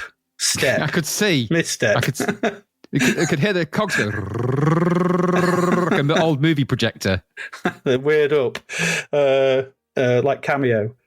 Yeah, but anyway, it's not a good song though. No, and it's boring. It's got a foxy lady at the start though, isn't it? Foxy. But she turns into sand though, doesn't she? Well, he's there, isn't he? It's what he does. Imhotep.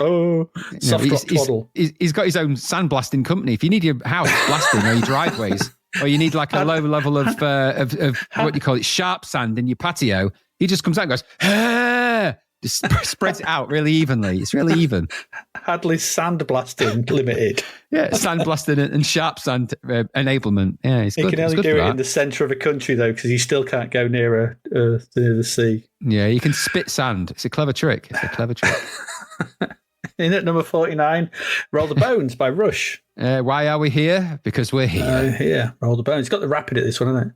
Yeah, Jack, relax, get busy with the facts, is it? And Zodiacs aside and all from that, it's a decent enough tune. It's not one of my favourites, though, even of the late stuff.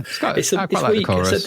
It's all right. For me, it's just Alex's guitar is too jangly for my liking. Yeah, ding, yeah, he's a bit actually thinking about it. Yeah, just a bit too jangly on this. The first two tracks on this album, Bravado and what's the other one? Bravado and I can't remember the other one.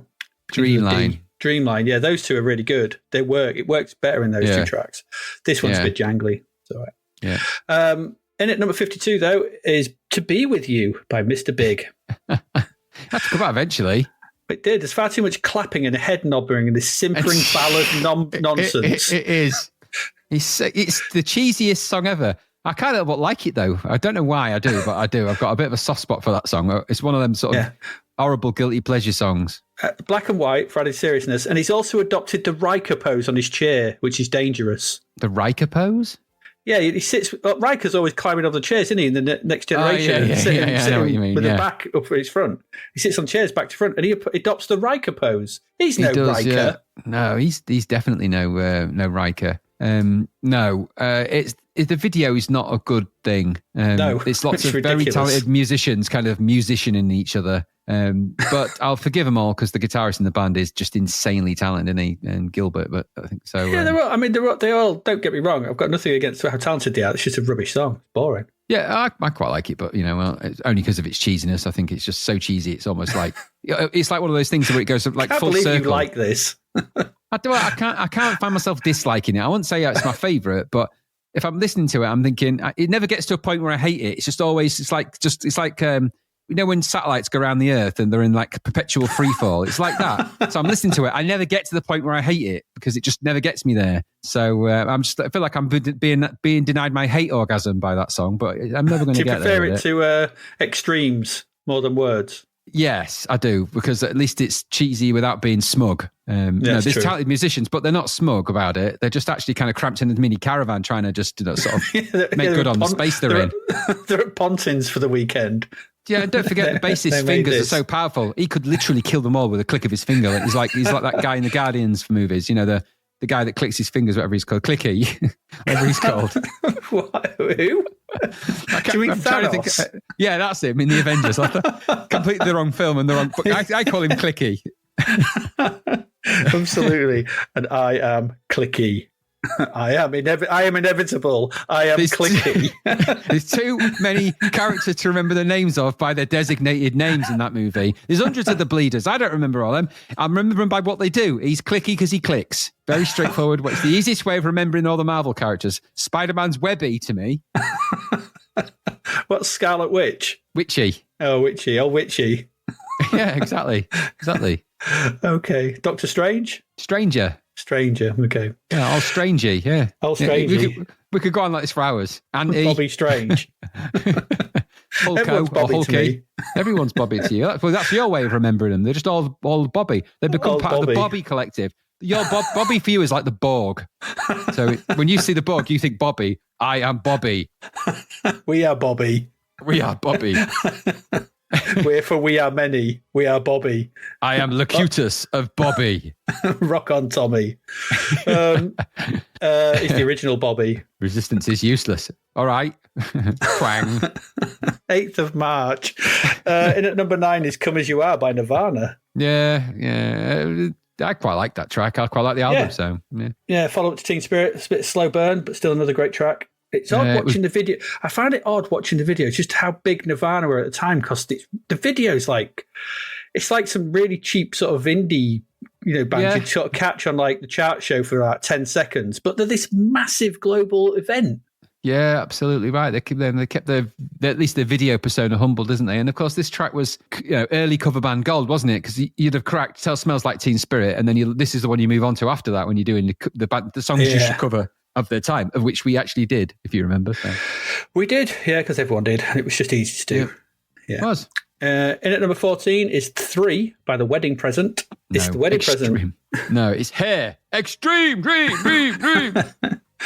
That's The Wedding Present for you. This song will not change anyone's opinion on them. No, is that his German name, actually? Hair Extreme. And his wife's Frau Extreme. Quite possibly. I don't know. The son's called Bobby. That's all I know.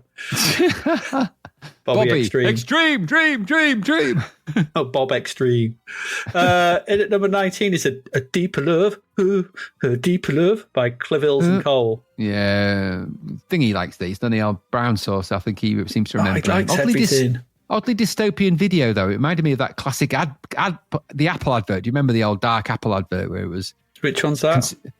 One of the early Apple adverts was considered a very dystopian, where the people are running into the Apple thing, and there's all the Big Brother. It was directed by Ridley Scott, or Tony Scott, one of the Scotts. Oh yeah, vaguely. Yeah, considered one of the all-time greatest adverts, isn't it? But it reminded me a bit of that kind of dystopian Big Brother on screens looking over things, and it was all a bit like that. So what that had to do with the song, I have no idea. Nothing really. Nothing. In at number 25 is "Steal Your Fire" by Gun. Steal your fire, Adrian. Steal your fire. Absolutely. I hit to find warmth by my fire. No, I'm here to steal it. Steal the fire. The beginning to this song is odd. It feels like it's supposed to kick in, but it doesn't. Yeah. When the drums get there, does it? Going, it's just like, it's just as it is. Then he starts singing too soon. He does. It's like he comes in about sort of 16 bars too soon or something. It should be another round of time. It's just like, but it's very rote. The video is odd. It's got like clips of weird stuff in it. I'm not sure what it's about. Lyrics and images don't go together one bit, I found, but I don't know. I didn't like it, but no. It was one of them in pajamas as well. It looked like at the beginning there was definitely a pajama shot. I'm like, after that he was wearing quirky pants. No, just stop band members wearing quirky pants, I say. From start to finish, that was never a good thing. Well, you've got MC Hammer to thank for that. Exactly that. No one should be wearing pants of that. They're dangerous. Catch a wind in there. You're on a train line, and before long, you're causing major damage. You are, and delays and stuff like that. Yeah, you fly off like a kite. We can only hope. Number 26 is "Under the Bridge" by Red Hot Chili Peppers. Something of a classic, isn't it? I guess. Yeah, I love the guitar work in this song. It's really good. Really good guitar in this. His hair, though, in the opening to this video is so smooth. Yeah, well conditioned, isn't it? That very incredible. Incredible. Yep. Someone's used a smoothing tool on it. Oh, absolutely. It's Vidar Sassoon. He drinks it, I think, at this point. He's just drinking like conditioner. He's like, gut. What's that you're drinking? Liquid conditioner. Gut. So smooth. It's very smooth. It's very smooth and obviously very meaningful song for the guy what wrote it. However, I do not like the singer of the band, and I never have. Oh no, and I don't, they're all assholes. So, well, I don't know about the guitarist, but the rest of them. I'm not sure about him yet. Well, he is in the Cadis. Yeah, we don't like Cadis, so he's a dickhead. In at number 30 is "We Are Each Other" by The Beautiful South. More smugness. This is a twee song about familiarity in a relationship, I think. Yeah. I've never liked them. I've never forgiven them for the death of Kirk's son. Yeah, moaning fools, aren't they? They should throw themselves in next time, is what I thought. Yep. Yeah. In at number 31 is "Time to Make You Mine" by Lisa Stansfield. It's a bit saucy, this, isn't it? A bit saucy, this video. Very saucy, actually, for her, isn't it? A bit of a change of tack, really. Yeah. I thought it had a different feel to her previous songs, a bit more American sounding. Oh, totally, yeah. She was clearly going for a market, which she'd never cracked, because America No More, they just weren't into us at this point. No. I'm not a big fan of it, but at least it's different, I guess, from what we've heard before. Yeah, it's a different direction. I hope you enjoy your new direction. This is the mark of Lisa Stansfield Mark II. You are witnessing the birth of Stansfield Mark II. We hope you enjoy a new direction. On the bass. Derek Smalls, Lisa he wrote Stansfield. This. She wrote this. In at number 34, we've got "To Live Together" by RAF, or RAF. We've had it before that. Is it the same? I think it's a different song. It's the same video, isn't it? I found like 3 videos which had that same video. It's just that blue guy, just the silhouette dancing against the blue background. Yeah, I wonder if they're the official video. Maybe they are, maybe they're not. I don't know. But either way, it was that. Yeah, again, that silhouetted guy doing the Running Man dance and all that kind of thing. Rubbish. Yeah. Crap song. In at number 36 is "Lift Every Voice, Take Me Away" by Mass Order. Is this our? I don't know. What is this? It's I couldn't R&B, make it yeah. out. So I got a screen grab, and the screen grab said R&B immediately. Immediately, I was thinking it looks like R&B, smells like R&B. It's probably R&B, but it's not for me. I confirmed it in tests. Yeah, absolutely. Litmus test. In at number 38 is Far Gone and Out. The Jesus of Mary Chain. No, boring. I didn't like it. Yeah, jangle-tastic, trippy kaleidoscopic video, all the rage for these indie bands at the time. Lots wasn't of it colours just? and filters and ultimately visual noise for an average song. Yep. Easy to put together, aren't they, those sort of things, really? Yeah, especially with the Quantel paint box of the time, whatever it was Yep. by this point. Yep. In at number 40 is Free Range by The Fall. No, sorry, in at number 39, sorry, is A Juicy Red Apple by Skin Up. Acid, as you say. Acid. Yeah, bah. Yep. Acid. Acid, yeah. And at number 40 is Free Range by The Fall. Another B-Tech video. It's actually filmed in a classroom. Inevitably, yeah. Level 2, definitely that. Definitely, yeah. It's The I Fall, give though. that a pass, not a merit or distinction.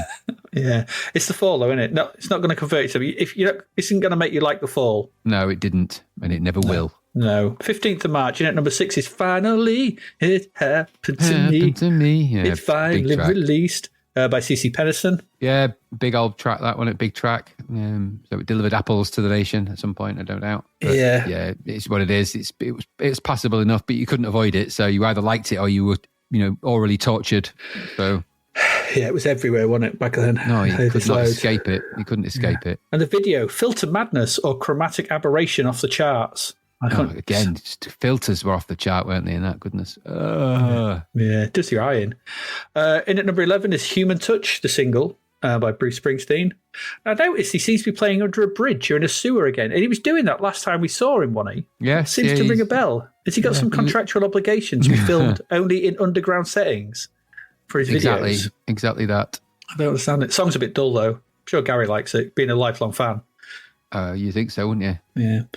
In at number 16 is Deeply Dippy, Right Said Fred. Did we do this already, or was it the other one? It was the other one. I think we had I'm Too Sexy. I'm Too Sexy. Right. Ugh, it looks familiar, this video. Yeah, was like- it is, but it's not very good. No, it's the songs I don't like. This Joker's one, very thin by this point. Yeah, absolutely. It's egg. Yeah. At number 18 is Sweet Harmony EP by Liquid. What's this sample from this? I couldn't place it. You'd have to look it up in who sampled. I didn't get a chance to do that, but Never mind. that would identify it for you. Yeah, it's rubbish, though. I didn't like the film song. No. In at number 19 is Do Not Pass Me By Hammer. Do, actually. Yeah, everyone should pass him by on the street, especially if he's begging. Yeah, just cross out the word not in that title. Yeah, do pass me by. Video is black and white, though, Awful. so you've got to be serious. Oh, very serious. But does anyone want a serious hammer? Not me. Well, I don't want to play hammer. They're rubbish. You can't hammer anything with them. Try to do that if with I nails, had a the hammer, plastic just splattered. Yeah, true. He's a no. None of this No. hammer business. No. In at number 22 is More Than Love by Wet Wet Wet. I'm sure it is. It's certainly more than I could cope with all of their vampiric ways. Yeah, the videos are starting to look at like outtakes from Interview with a Vampire at this point. It's like I think that very I've strange. got a feeling very modelled on the Vampire Lestat, this look they've gone for, isn't it? Yeah, it's all teal and orange as well, wasn't it? I noticed. But that's his skin, isn't it? And that's what he changed his name to briefly. Teal and orange. Yeah, that's his band members, yeah. Oi, Marty, can you write some lyrics? My name's not Marty anymore. It's just teal and orange. Teelan, all right, Teelan. For goodness sake, write some lyrics then, and don't make them about vampires or crisps this time. Yeah, fed up of singing about Whatsits. It's just not on. You Number gargantuan knob. Okay. In at number 33 is Don't Lose the Magic by Sean Christopher. Our shite. Yeah, absolutely. I couldn't put it better myself. 100% agree with you. There's only one place that's being played, and that's in the Hour of Shite. Oh, welcome to the Hour of Shite. Yeah, this is Don't Lose the Magic by Sean Christopher. Yeah. I'm going for a pint. In at number 41 is Save the Best for Last by Vanessa Williams. Yeah. It was everywhere. Again, another track that was everywhere at the time. Yeah. And I always Talented found it Vanessa Williams. really odd that she'd go on starring in Razor with Schwarzenegger. Yeah, she's a very talented actress, and she's just a talented person all around, Vanessa Williams. Yeah. Actually. Can't knock her voice, though, but it's just so schmaltzy. But it's pretty good. It is. It's all right. It's just weird lyrics, isn't it? Sometimes snow comes down in June. Sometimes the sun goes round the moon, and it doesn't. does it? Let's be clear about that. We should be interviewing Brian Cox. Brian, what do you think to these lyrics? It's gibberish. It's just gibberish, isn't it? He wouldn't be happy with it, would he? He wrote Would much he better be lyrics in D-Ream. Normally, I'd think she was brilliant, but she's not. She's a bit shit. Yeah, absolutely. She clearly knows nothing about how the solar system works. I feel like I should go give her a bit of a lesson. Exactly. Astrological charts are not, the astronomy of this is mind-blowing. The physics are all wrong. Was that an attempt by both of us to do a Brian Cox impression? I believe it was. I think it was. It's probably more. I think we went to the wrong Brian Cox. I think. Yeah, I think we did. Well, smell yourself. We didn't go for exactly. him. We went Manhunter versus the the professor. Art Universe's brilliant guy. That one. We didn't go for him, did we? We went for the wrong Cox. We were chasing the wrong cock. Cox. Story of my life. Yeah, we've all been there again. So many times. And at number 64 is Winter by Tori Amos. Good stuff from Miss Amos. I thought this song was beautiful. Personally, I started listening to it. I was like, she's strange because she's like playing with a load of kids at the start. There's not many artists that could pull up start the video off. She does a phenomenal vocal performance here. I thought this was brilliant. But yeah, is she related to the character from Emmerdale Farm in any way? No, Amos Braley. No. Yeah, no. There's a surname connection. Tori Amos. They'd do a duet together. It'd be marvellous, wouldn't it, that? No, it really wouldn't. It'd be a dreadful, dreadful thing. And you go from that, okay, because that's beautiful, beautiful song, to the 22nd of March. In at number 6 is Let's Get Rocked by Def Leppard. Oh, God, this from is the a big Sublime return quite for them, frankly ridiculous. It was their big return. Their big return track. Let's get rocked. And big video with fancy bits in and all that. I remember we listened to this in your bedroom, I think, the first time. We were sat there watching, it was a Saturday lunchtime, I think, and this was on Chart Show or something. We were sat there, it was a new Def Leppard song. Oh, cool. Yeah. And afterwards we were like, that's shite. It was utterly awful. You can't like it in any way, shape or form, can you? No. He says the words, I suppose a rock is out of the question, and I'm like... And he doesn't just say it drops, doesn't it? It sort of drops, everything drops out and it's supposed to rock out of the question. It's like, just... No, this is just... teenagers just crusted too many socks to that song, I reckon. Yeah. I mean, after all the tracks from Hysteria, because this was what, 7 years? Yeah, 7 years after Hysteria. So it's just not even fun, this song. And the CG animation in the video, I bet it cost loads. At the time, it was industry set. It was sort of setting a big standard for CG in videos, wasn't it? At the time, because of course, previous to that, we'd had Money for Nothing, and that had really janky by comparison to 3D. This was a step up on it, but it was utilised in such a stupid way, and it was all a bit. Yeah, but don't forget, we'd had black and white. With the morphing and stuff. Yeah, I think I meant more like computer animation style as opposed to just visual effects, as it were. But yeah, true. Okay, but just because it had them on a stage, didn't it? And when he did his solo, it kind of elevated him on this CG platform, and it was all green screen compositing magic, wasn't it? At the time, like, oh, doesn't it look great? The video's amazing. MTV will love it. Nobody else did though. The song was. There's no way that Joe Elliott he's happy about being in that. He's a very pragmatic, down-to-earth Sheffield Yorkshireman. He'd be looking at that going, I bloody hate that video. It was shit and I hated the whole experience of it. It cost me far too much money, that did, and I couldn't have my cup of tea when I wanted it. Yeah, I thought he was in the room for a moment. I really did. I'm Joey Elliott from the band Def Leppard. I like what I say and I say what I bloody well like. Aye. Weirdly, we're going to see another Def Leppard cover band in a few weeks. What are they called? Def Leppard? No, Chef Leopard, this one. Hard of hearing leopard. No, Chef Leopard. Chef Leopard. Is it? They all dressed as chefs. They're on a double bill with the Whitesnake cover band, so it's going to be awesome. And the Whitesnake cover band are called? I can't remember what they're called actually. Black Snake. Please tell me it's Black Snake. No, Tube it's snake. not. I don't know. Big snake. I don't know. Weeping snake. One-eyed snake. Shush now. I'll tell you once I've looked at the tickets. You bought the tickets without knowing the bands? Are you insane, Davros? Yeah, well, it is what it is. In at number 8 is High by The Cure. You'd have to be to like that. It's not my version of The Cure that I dig on. You do though, don't you? Yeah, this I don't mind this. I quite like this. It works well with his voice quite well. And the Jetson, the stabby trumpets of the mid '80s. It's not quite, disintegration well stuff, but it's a bit more of their poppy stuff. Video is interesting, but video effects box heavy. Is it posterization? The effect? I don't know what the effect is called. Just I don't know. Don't do that kind of thing. But it's all right. In at number 9, you obviously don't like this one. I like this. This is Why by Annie Lennox. Yeah, I've always found it a bit dreary. This was her first solo release after leaving the Eurythmics. I think this is pretty damn good. When you kind of read about what she was trying to do and how the video works and everything, I think this is a good, you see stuff like Def Leppard and stuff. At least this is about something and trying to do something both visually and musically. If you don't like it, it's fair enough. Yeah, it's not my thing. I didn't dig on it. No. Then at number 12 is Breath of Life by Erasure. I thought it was another one like we had the other month. It harks back to early Vince Clarke stuff. Yeah, it's got that tonality and electronic setup and production, but it's vague. Yeah, not sure about the video for this though. Bit nothing, bit like the song. It's I think that's the problem with this incantation. This version. This incarnation of Erasure, whereas they've got the Clarky Cat back, but they've kind of lost their mojo a bit, I think. Yeah, I think you're right. In at number 12 is Slash and Burn by Manic Street Preachers. The ultimate batteries draining off your sound as it plays song, isn't it? Slash and Burn. Standard gig and wandering around stuff. You like this one then, I take it? Yeah, it's one of the only ones of theirs I really like. Yeah, I'll get on with it. It's got kind of it's got a really nice guitar riff in it. I'll give them that much. Really nice. Yeah. In number 23 is Expression, 1992 by Salt and Pepper.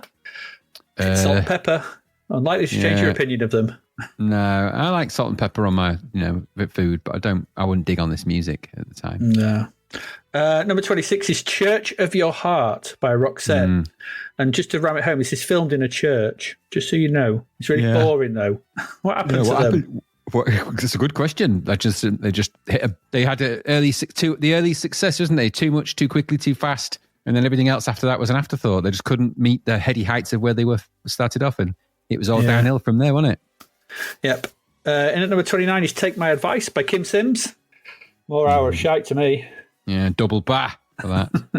And at number 31 is Money Don't Matter Tonight by Prince and the New Power Generation. Some meaningful black and white parts in the video, but over to you on whether it's a good Prince song. I don't know. No, a very average Prince track, not patching his other better quality material. Very much a filler, but in line with everything that Prince did, they released. I think if he farted into a microphone, they'd release it as a track. So. True. And at number 35 is Bitch School by Spinal Tap. I mean, there's still parts of this video that make me laugh when they're talking at the beginning and he goes, "You're at an all-girl school," and it's like, "Tall girl school." Oh, that'd be very different. What would we do with that? They're taller than us. It's just like, I love those because you can tell. I think that was just improvised, and one of them, they just went off on it. There's a bit always bits that make me laugh. They jump through the wall as well and turn around. It's really crap. That made me chuckle. It's Spinal Tap. The song, you can't take the song seriously because it's Spinal Tap. They get away with it, but I don't know. Exactly. It's down, Nigel's Marshall guitar that looks like a Marshall amp with a wall of Marshall amps that all, go to infinity or whatever it is on that now because they're beyond 11, aren't they? Yep.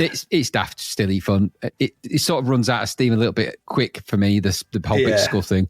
Because funnily enough, the cover for that is the actual cover they wanted to have for Smell the Glove, isn't it? So finally they get their cover. It is, yes. Obviously with a twist, just a little twist to make it, less sexist. More sexy. So Bobby Fleckman's very pleased with it, I'd imagine. I'd imagine Bobby Fleckman, you know. It's other than that, it's good. Is that Polymer Records, Ardy Fleckman? Ardy Fufkin, Polymer Records, Ardy Fufkin. You need to kick my ass. It's the timing. We fucked up the timing. Just fucked up the timing. That's the one. Absolutely. Who's in here? What's he doing in there? I just want to fold it somewhere. I don't want to fold it. Why would you keep folding it? Just put it. I'm a professional. I rise above it. 29th of March, number 9, Joy by Soul to Soul. Yeah, there ain't much of that in it, is there? Smooth, but very dull. Yeah, and I asked you the question here. Is that Brown Sauce's Tinder profile you got that from? I did, actually, yeah. I was very surprised to see him on it, but, But his actually says smooth, but very bull nostrils. Number 12. Yeah. Yeah, it's like Tai Chi Tortoise coming out of that. You have to remind me of that cover. Turtle's poking its head out, literally. On that. Yeah, absolutely. I have a brown hole. Number 12 is I Want to Be Elected by Mr. Bean and the Smear Campaign. Charity record, wasn't it? Yeah. That song is sang by Bruce Dickinson. It's a really bad version of this. It's rubbish. It's really He goes bad. into a cafe and shouts in someone's face, no doubt. Yeah, absolutely. Throws a cup of tea at the wall in purest anger. And at number 17 is Chainsaw Charlie. That's Murders in the New Morgue by Wasp. Ooh, edgy. I was reading the comments on this, or the sort of detailing this on the YouTube, and suppose this is part of some concept album that came out of this time. Yeah, sure it is. And the video is from a film where they shot hours and hours of footage for it never came out. Good. I don't know what all this was about anyway. It's Wasp. Sounds like Wasp. Yeah, exactly. Sounds like a wasp. Yeah, annoying. Yeah. Yeah. And at number 25 is Free Your Body, Injected with a Poison by Praga Khan, featuring Jade for You. Yeah, a bit of a classic that for the that a shop? Brigade. Yeah. What, Jade for You? It probably is, actually. Yeah, we've got Jade for everyone. Jade for You. What Jade would you like? Yeah, that is a website domain right there that someone thought would be a good idea. You got any diamonds? Rubies? No, just jades. We just sell jade. Yeah, it's all jade in here. So all we sell is jade. But Jade for You would be... But the people went through a phase of buying domain names that were like that, thinking that people they'd register well with search engines. In reality, they don't really. Yeah, Phones for You, wasn't it? It's Phones for You. But then the back of Phones for You, Jade for You. There was Funerals to Die For as well, To Die For, and Funerals for You, and there's all sorts of. There was loads of to yous. Nothing Compares to You, which was a dating site, I believe. Was it? I don't believe. Was it? No, you got me there. No, I didn't make that up completely, but it does sound like one, which is always good, I think. It would, yeah. I think that could work. Blood for You. That's for vampires. Yeah. Number 26 is Make It With You by the Pasadenas. Sounds like all their other stuff. Video looks like all their other stuff. Yeah, boring. Boring. Boring. Number 29 is Hallelujah 92 by Inner City. Yeah. It just seemed to take forever to go anywhere, and then it ended. I was like, oh. Yeah, that's the Hellraiser way, isn't it? They promise forever but never deliver, is what they say. He says in Hellraiser 2, actually, he says that. Yep. And at number 34 is Too Good to Be True by Tom Petty and the Heartbreakers. Sounds like Tom Petty. Yeah, and I'm assuming the Heartbreakers also. Yeah, well, of course. I mean, you can't have one without the other, unless they're in the Wilburys. When he was in the Wilburys, he jettisoned the Heartbreakers, didn't he? He broke their hearts. Is the Wilburys? The Wilburys sounds like a place you'd go. Or for dinner at the Wilburys, it's either a family that you go to, or it's a place, isn't it? We're off to Wilbury Common. Yeah, we've seen Bobby Wilbury. Is the family? Yeah, would he be part of the Wilburys? Would he one of the Wilburys? You know the Wilburys, Bobby Wilbury and his wife Rita. Rita and Bobby Wilbury, yeah. Love them. They're really nice, absolutely. Don't break the heart, though. No, don't do that. No. And at number 37 is Ring the Bells by James. No, I'm not ringing. It didn't ring any bells for me. No, at least the song didn't remind me of Simple Minds. It's not the best of theirs, though. It's a simpler mind. Yeah. Number 40 is Wasted in America by Love Hate. Oh, God, his voice is a crime. It isn't good, is it? A hateful thing.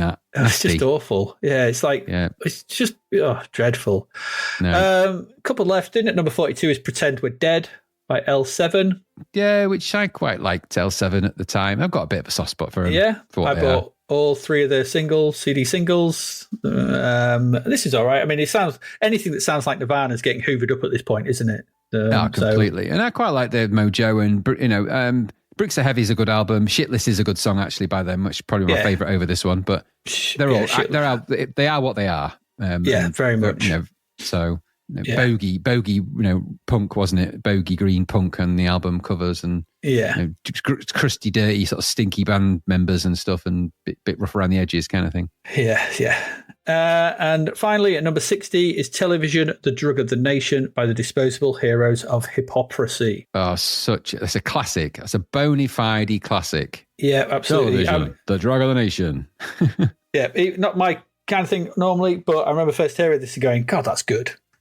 It's really good. It's up there for me with Mr. Doubleina, Mr. Bob Doubleina, that one that goes, Mr. Doubleina. Remember Brown Sauce playing me these tracks, and just this particular one, the Television, The Drug of Nation, it just blew my mind. I still listen to it now. It's one of the great tracks. I think he's just brilliant. It is very good. Yeah, I thought you might like it. He sort of has a point in it as well. It's a little bit pointy in it. Just a bit. So I quite like that, Fresh, frozen. He's very critical of simple things, simple lines intertwining, but I like it. Yeah, it's very good, that song. Okay, albums. 1st of March, in at number 2 is Divine Madness, we've already spoken of. Yeah, we spoke about that. In at number 6, Yours Sincerely by the Pasadenas, their third album. This is all covers, apart from one new song. Yeah, I'll pass that one up, I think. I'm not going to do that. I'll pass I'll pass it to Dennis. Pass it Dennis. Yeah, pass it Dennis. Yeah. In at number 18 is 10 by Pearl Jam. Great album, that.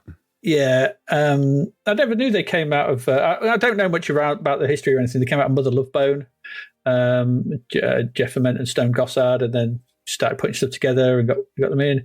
It's just a brilliant album. Not a bad track on it. It's just a stupendously good album. 10 stands up to this day. It does. Very good. And I'm sure we'll see all the other singles down the line of the next few months. Probably. Oh, we will. Yeah. Oh, it's true. Yeah. Number 20 is Wasted in America by Love Hate. Get lost, you annoying fool.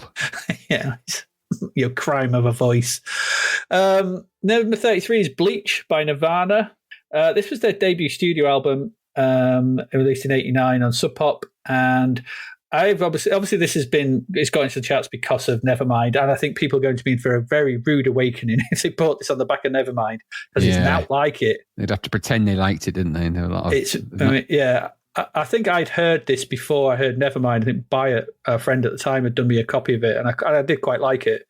So Nevermind was like, it's a bit different, but yeah, I can imagine you go back to Bleach and it's a lot harsher and a lot more of a very not my seat. I liked what I liked of Nirvana, but I didn't go exploring their back catalogue. Yeah, I mean their third album, which Heart Shaped Box, now it's a single, wasn't it? In Utero, it's kind of somewhere in the middle of the two, I think.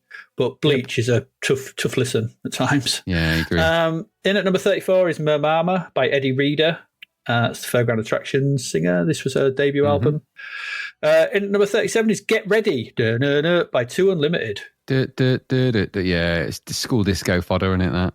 Yeah, but in the US, the album received a gold certification for sales of 500,000 units in 95. Madness. Yeah, I can see people digging it. How did that get to be popular in America? But What Time Is Love America didn't. Doesn't make sense, does it? Doesn't make any sense.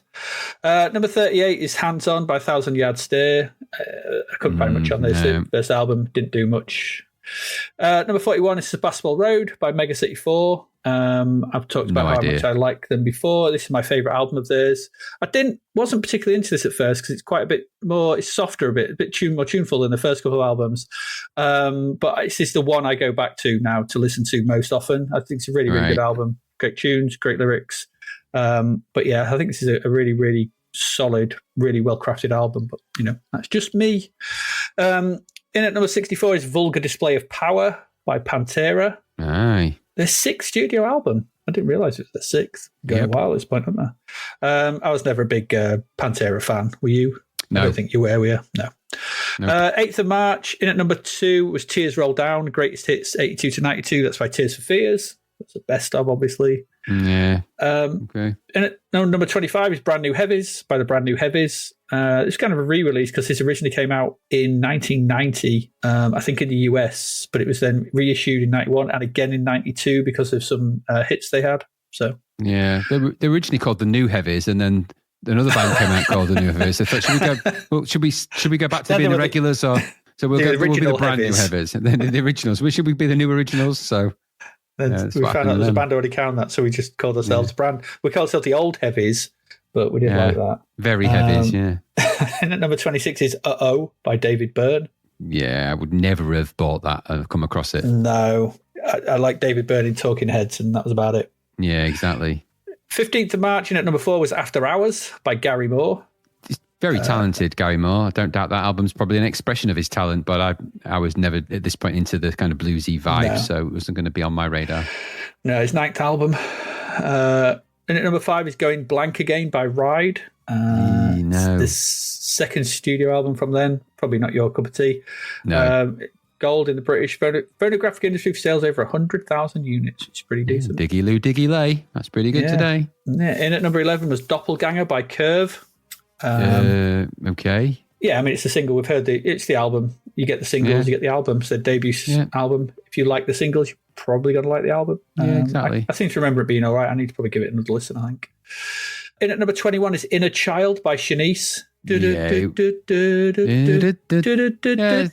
Passable enough stuff if you go with it, but it's not. At this point in the early 90s, it certainly was not on my playlist. No. In at number 39, Coincidence and Likely Stories by Buffy St. Marie. The album showed her continue with electronic music she had first developed on Illuminations and the tribal theme seen on Sweet America, her last pre-retirement album. She's not Canadian, though. No, and they proved it in tests, didn't they? And they did. They stripped loads of stuff of her.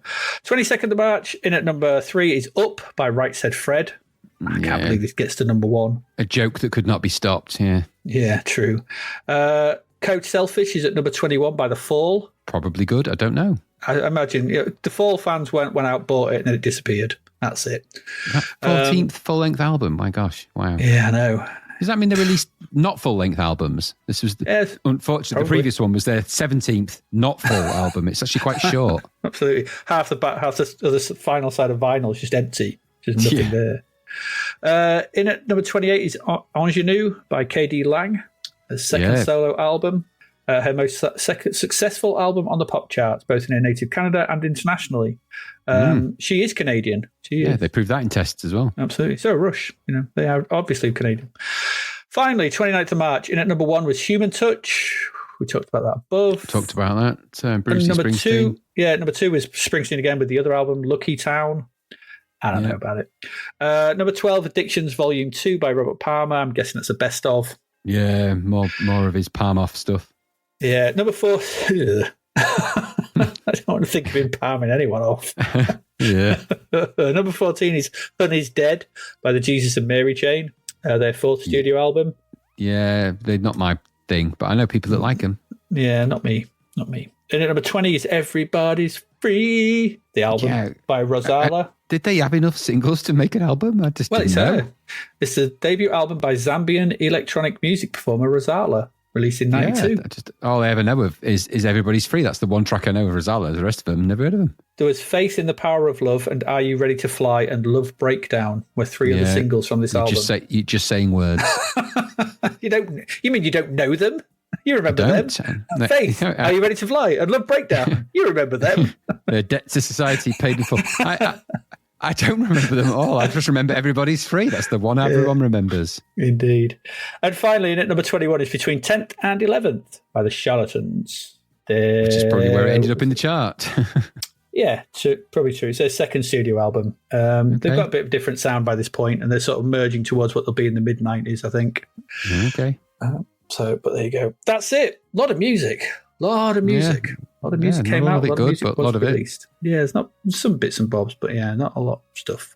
We're going to go away, have a drink, take a break. We're going to come back. We've still got 3 more games this week. 3 more games to tell you all about. So please do stay with us, and we'll tell you all about them in a bit.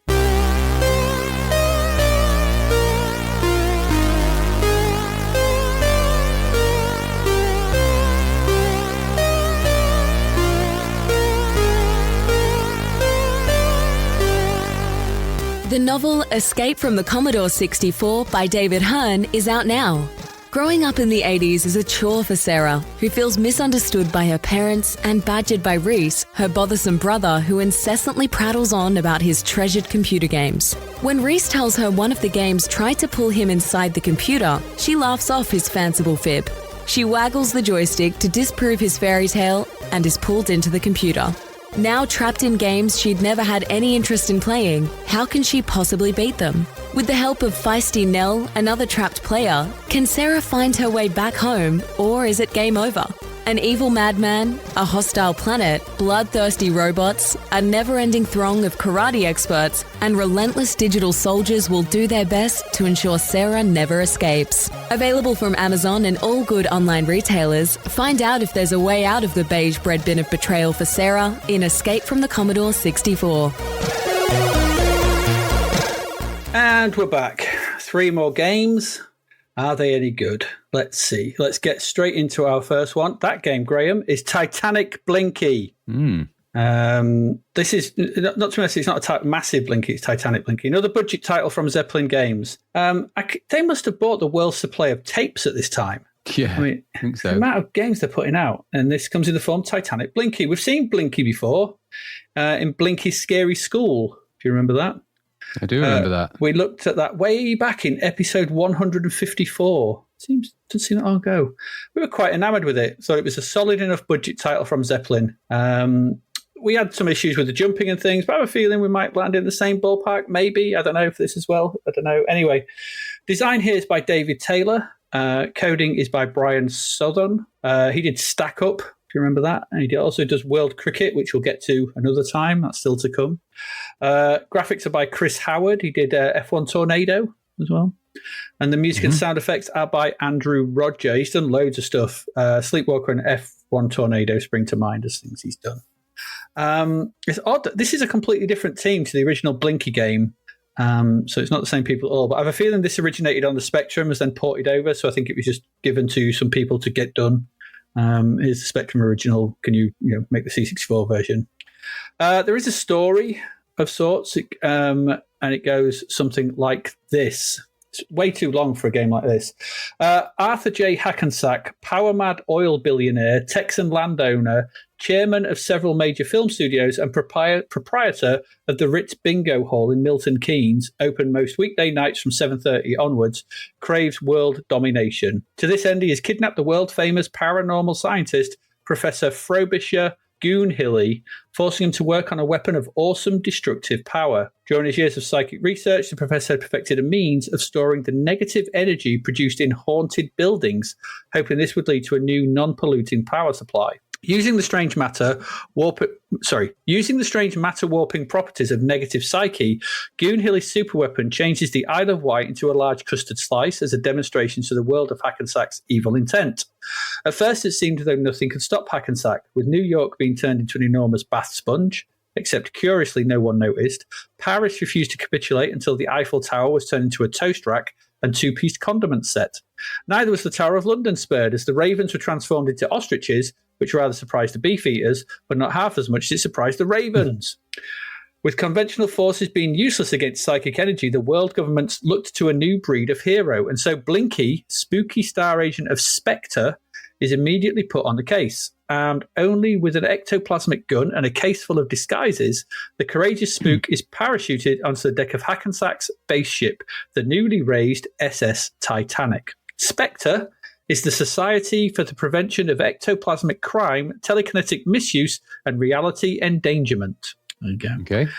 The gameplay for this, Titanic Blinky allows the player to control Spectre's top agent using a joystick connected to the relevant port. Blinky moves quickly through the various decks on the Titanic, collecting objects that will help him to stop Hackensack in his tracks. But beware, there are intricate traps and minions that will sap Blinky's energy if they manage to get their hands on him. Welcome aboard. That bit's in italics, so I presume it's supposed to be spooky. Mm-hmm. Right. So you got to explore the ship, and you got to explore the ship. It's like, and do what? Okay, the game loads. There's a decent loading screen for this, and a good title screen. We get to hear a good tune, which is all right. And we see some nice animated sprites of Blinky kind of walking in the spot, and various enemies and the credits. I did like the music here. It's got it's kind of got a nautical theme to the credits as well. It's like, I can't remember what it says, like Shipmaster is who did the coding and things like that. So they've tried to do a little bit of like alluding to the theme of the game, which is quite nice. It's just it's a title screen, but Zeppelin do these quite well. I've always found. We've sort of always said that. Pressing fire starts the game, and we're straight into the adventure with a little spooky sting of music. But that's your lot for music, aside from the odd little bit. All sound effects from here on out. It's a bit of a shame again. And the game itself, kind of like Tai Chi Tortoise, is a flick screen adventure game. You control Blinky as you wander and leap about the various decks of the Titanic in search of stuff. Controls are basic enough: left and right to walk, up to jump, down to collect objects, not down and fire. This is better than Tai Chi Tortoise. Down to collect objects and fire to shoot your ectoplasmic gun. You can shoot, for God's sake, for one thing. The UI at the bottom takes about 5 lines, shows your energy, your lives remaining, and your score. There's a picture of Blinky and on the right, and there's a picture of the Titanic on the left. Your objective is to explore. As I said, you've given nothing in the instructions, no any guidance in game as to what the hell you're supposed to do. I have no clue. So you meander about, and there's various coins and enemies that populate the various screens. You start the adventure on the deck, and you need to make your way below. That's kind of where you got to go, but the way is blocked. There's no way down. The various enemies come in two types. There are those you can shoot and those you cannot. Snails, you can't shoot snails. It's a strange assortment of enemies like we saw previously. It is, random assortment of weird enemies. Aliens, snails, it's kind of odd. And it doesn't really matter because you move from screen to screen. If you shot anything, it'll respawn anyway. So you'll always need to be shooting the ones that you can. The coins that are on various platforms can also be shot. In the opening section, they'll turn into either bombs, which after a short little countdown, a couple of seconds, they'll explode. You need to avoid them, or they'll damage you. They don't damage the enemies, though, which I found quite annoying. I thought if I could time a snail going past an exploding bomb, it'd kill it, but it didn't. I thought that would have been a good touch. Should have done that. Or they turn into musical notes. And now you need to collect these by pulling down when you're over them. There's nothing. I couldn't find anything in the instructions to tell you this, but it's what you got to do. Unlike Tai Chi Tortoise, the platforms in this are quite easy to navigate. And although you need to jump from flick screen to navigate them, it's not annoying as I thought it might be because you can control Blinky when he's jumping or falling left or right, and that's handy. And getting actually onto the platforms, it's not as like collision annoyance as we got in Tai Chi Tortoise. It's actually not too bad in this. It's a bit more forgiving. As you progress, there's you'll sort of go around the boat decks. You'll be jumping around. You'll find all these things. You'll find the thing, but there's a diagonal piece of rope across certain screens, and you can there's got little platforms all the way up it, so you can jump up that. And if you jump up that, you get to like the top part of the boat, the top part of the deck. And there's a strange device up there. And it's got some musical notes on it, and if you jump on it when you first get on there, you get this map. Like a portion of the map will appear over the picture of the Titanic in the bottom left. And so what you've got to do, you've got to collect all the musical notes in the top of the level. Okay. So you go across the top bit, then you drop down into the other side, like the other side of the bridge, basically, the other side of the top part of the boat. And you go down to the other side, there's more stuff to shoot, more coins to shoot, more notes to collect. You collect all them and you bring them back to this machine. You gain the full map. And this allows you kind of opens up a gap to get below decks, and then you can get below decks into the sort of you get into the middle part, you get into the bridge section, and you can go platforming through there. And you can get to the bridge, and I think there's little snorkels to collect. You've got to collect a load of snorkels. You go up to the thing that allows you then to go underwater because the bit below is underwater. Because obviously it's been brought up from under the ocean, so there's still parts of it underwater. You can go through them, and you can go through them, and that's how you progress. You've just got to find all the bits. So all the coins, shoot all the coins, and collect what they drop, or avoid them if they're bombs, and that's kind of it. And that's what you've got to do to make your way through this game. It's not too bad. It's all right. It's a little off-putting at first. There's little to no guidance, and you might find yourself giving up on this. Because you've got no clue, and there's nothing really tells you what you have to do. But it doesn't take too long to figure out, what you're actually supposed to sort of achieve here. And the game's not massive, I didn't think, or tricky. I watched a playthrough, but I died, and I thought, well, I'll have a look at it. It's not that massive. I think you can make progress in this quite quickly once you figure out the whys and wherefores and what you got to sort of do to progress. It's a strange old platform, a lot of exploration, simple puzzles thrown in. The puzzles are basically just find all the objects, as far as I can make out. But it's all right. At least it's not obtuse, too obtuse really, because there's only a couple of things that you've got to collect in this sort of opening parts. You just collect them and you get a little bing and you get some points. But I think it could have done with like a counter or something to give you a notification that collecting them, because when you collect a musical note, it just gives you a score, like a little bonus score pops up. So you think, well, that's just a score. You don't think it's part of the things that you have to collect.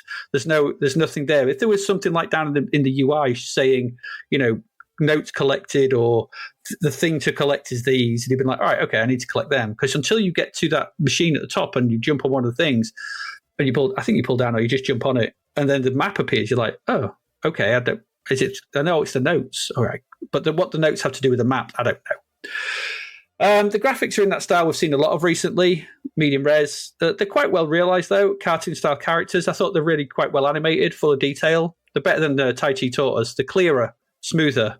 Blinky's the animation on Blinky is nice. I thought the animation on his little feet going as he walks, really cool little sort of. It looked good. It looks like a nice bit of animation. The various enemies are similarly well done. Its main problem is it could have done with some music. And I've no idea why the Peter Gunn theme is here when you get all the musical notes. It's dead weird. It's like, you get that, I'm like, what the hell's that doing there? But whatever. I guess, though, for £4, it's a solid budget title that plays and controls well, aside from a couple of annoyances. The flick screens are where this sort of lights out. It's like Tai Chi Tortoise. Like, you'll walk from level to level and kind of might fall off a platform, or because of the flick screen, and sometimes you have to jump from screen to screen, and that can be a bit annoying. But it's not that. It's all right. It's simple. It's simple but fun enough little platformer. I had a decent time with it. It's simple, because it's not actually asking too much. You just collect all the things. I think I enjoyed this more than we did Scary School. If you're in the mood for a slice of budget cartoon platforming and exploring, you could do a lot worse than this. Tai Chi Tortoise is worse. This is the better of the two that came out this month from them in this kind of mold. It's not brilliant. What score did it get? It got 87%, which is too high. Again, it's too high. We're getting massive score inflation.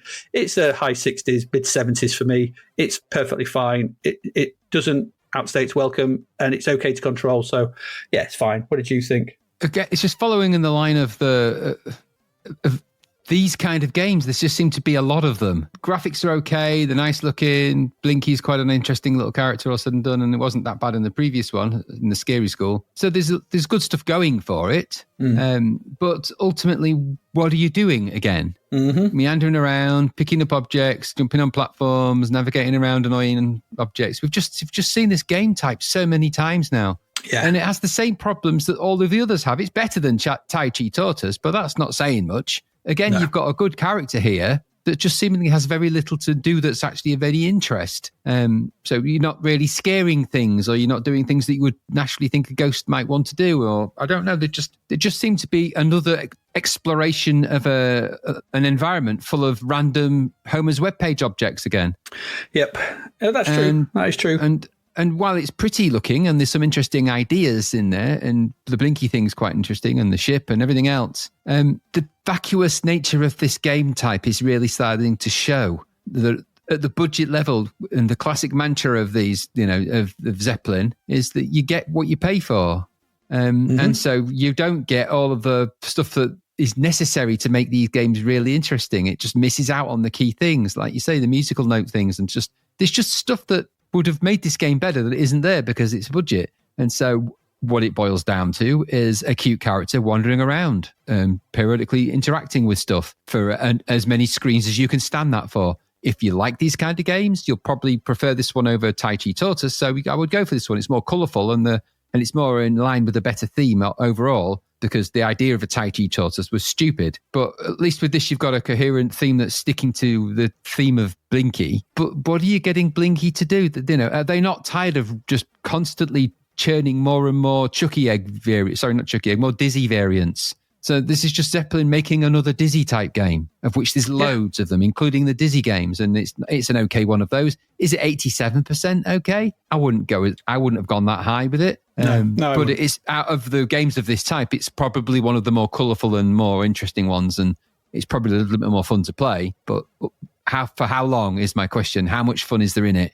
I don't think there's that much fun in these games anymore. I think they're just churning them out without really thinking about what the purpose of it is. Just collecting stuff is fine for a while, and for budget money, okay. But how many times are you going to churn this out? So I was just I'm a bit tired of the formula, I'll be honest. No, I can understand that. Because they're not putting any more into the formula. These are always, in my mind, when I see these games, I always think they're just a little bit shy of being something really quite interesting. There's something missing, or there's not enough there, or it just doesn't quite get there. And so they're all very average at what they're doing because there's nothing more to them. When it's just, if they'd have added an extra 5% of something in there, another extra game mechanic here to make it more interesting or something, it would have just tipped it into the better categories. So this is a better one of those, but it's in a very average band of games at the moment that all kind of feel and look the same. It's got good production values because they always do, but everything else is kind of just not really that well thought out, and it's just a bit bland. And these games are rapidly becoming bland repeatedly. So I didn't hate it, but I just found it a bit boring. Yeah, they're becoming a bit wallpaper, aren't they? It's just they're all merging into one. It's just doing the same thing over different. You're a different character doing the same thing over different platforms, but it's just exactly. We're going to see it again soon as well. Is this the dying genre of the C64? Is this what it all boiled down to? All of those, all the different genre types and the things they explored. And ultimately, you're just completely reinventing the same thing over and over and over and over again. I think platformers were a very big genre in the early 90s. If you think of Mario's, your Sonics, the cool spots. But these aren't that though, are they? These aren't those games. These are nearly brand versions. They're nearly there, but they're not quite. They're not a Mario. I suppose you didn't have a Mario, did you? But you had Gianna Sisters on the C64 that had done all this ages beforehand. Yeah, true. And you can do it quite well, as we saw with CJ's Elephant Antics. And walk and seat games are as old as the C64 in one way or another. True. I mean, even if you go back to something like Pitfall, you're talking about the pioneering walk and seat type games, really. But on the C64, right back to Turn and Og, or Turn It Off as we called it at the time, and a bunch of others, and Everyone's a Wally, and all of those games where you wander to the left to pick up the object, to wander to the right. There's been tons of them. Yeah. The formula has never really improved up until a few key games that tried to push the envelope, the CJ's Elephant Antics and things like that pushed it out a bit. But these ones that never get to that high, they just stick at this kind of level where they never really get any better. The graphics are good, but there's nothing to them. And there's just a lot of that. And I have to say, I'm getting kind of fatigued with it now. There's so many. Yeah. I mean, you could go back to games like Antiriad and stuff. That's similar, isn't it? That's very... Yeah, but they were good then. They were good, and that did something different. You got the suit, and it became a different game. Yeah, and wobbly. Yeah. Yeah, floaty. Yeah. Anyway, there you go. Blinky's Titanic Blinky. It's another one of those. Your mileage may vary depending on whether you are tired of them or is what it is. There you go. But for £4, it's still in the budget range, so you kind of like go, okay. Mm-hmm. But it is better than Tai Chi Tortoise, which is good. But is it better than our next one, which is another budget one? Let's find out.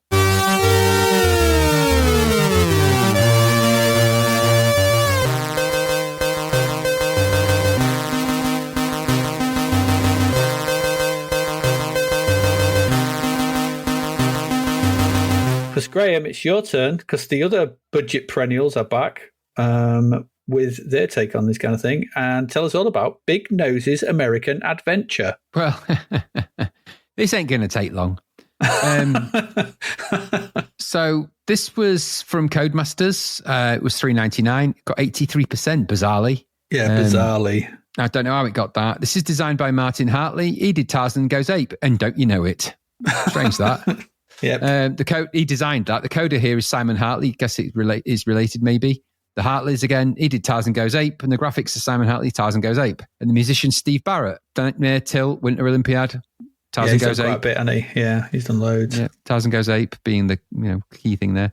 What's it all about? Well, there's a couple of things to read through here. Very simple things. The back of the box says this: The Secret Diary of a Big Nose, the Caveman aged 302 million and 3/4. And it says Monday the 20th of January. I'm guessing they're going for the fun angle of basing it on Secret Diary of Adrian Mole. Yes. It says funny things, these time tunnels. 1 minute you're chiseling a quick slab to the milkman, whatever that means, for one extra dino egg and a pint of milk, and the next, bam, big spirally squiggles, flashing neon lights.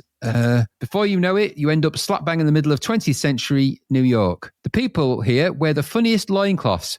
When I told one guy, he didn't seem to take it quite right and got a bit angry. Honestly, without my club for protection, I feel positively naked. He speaks very good English for a caveman. Excellent. They haven't even invented that yet. He writes eloquently.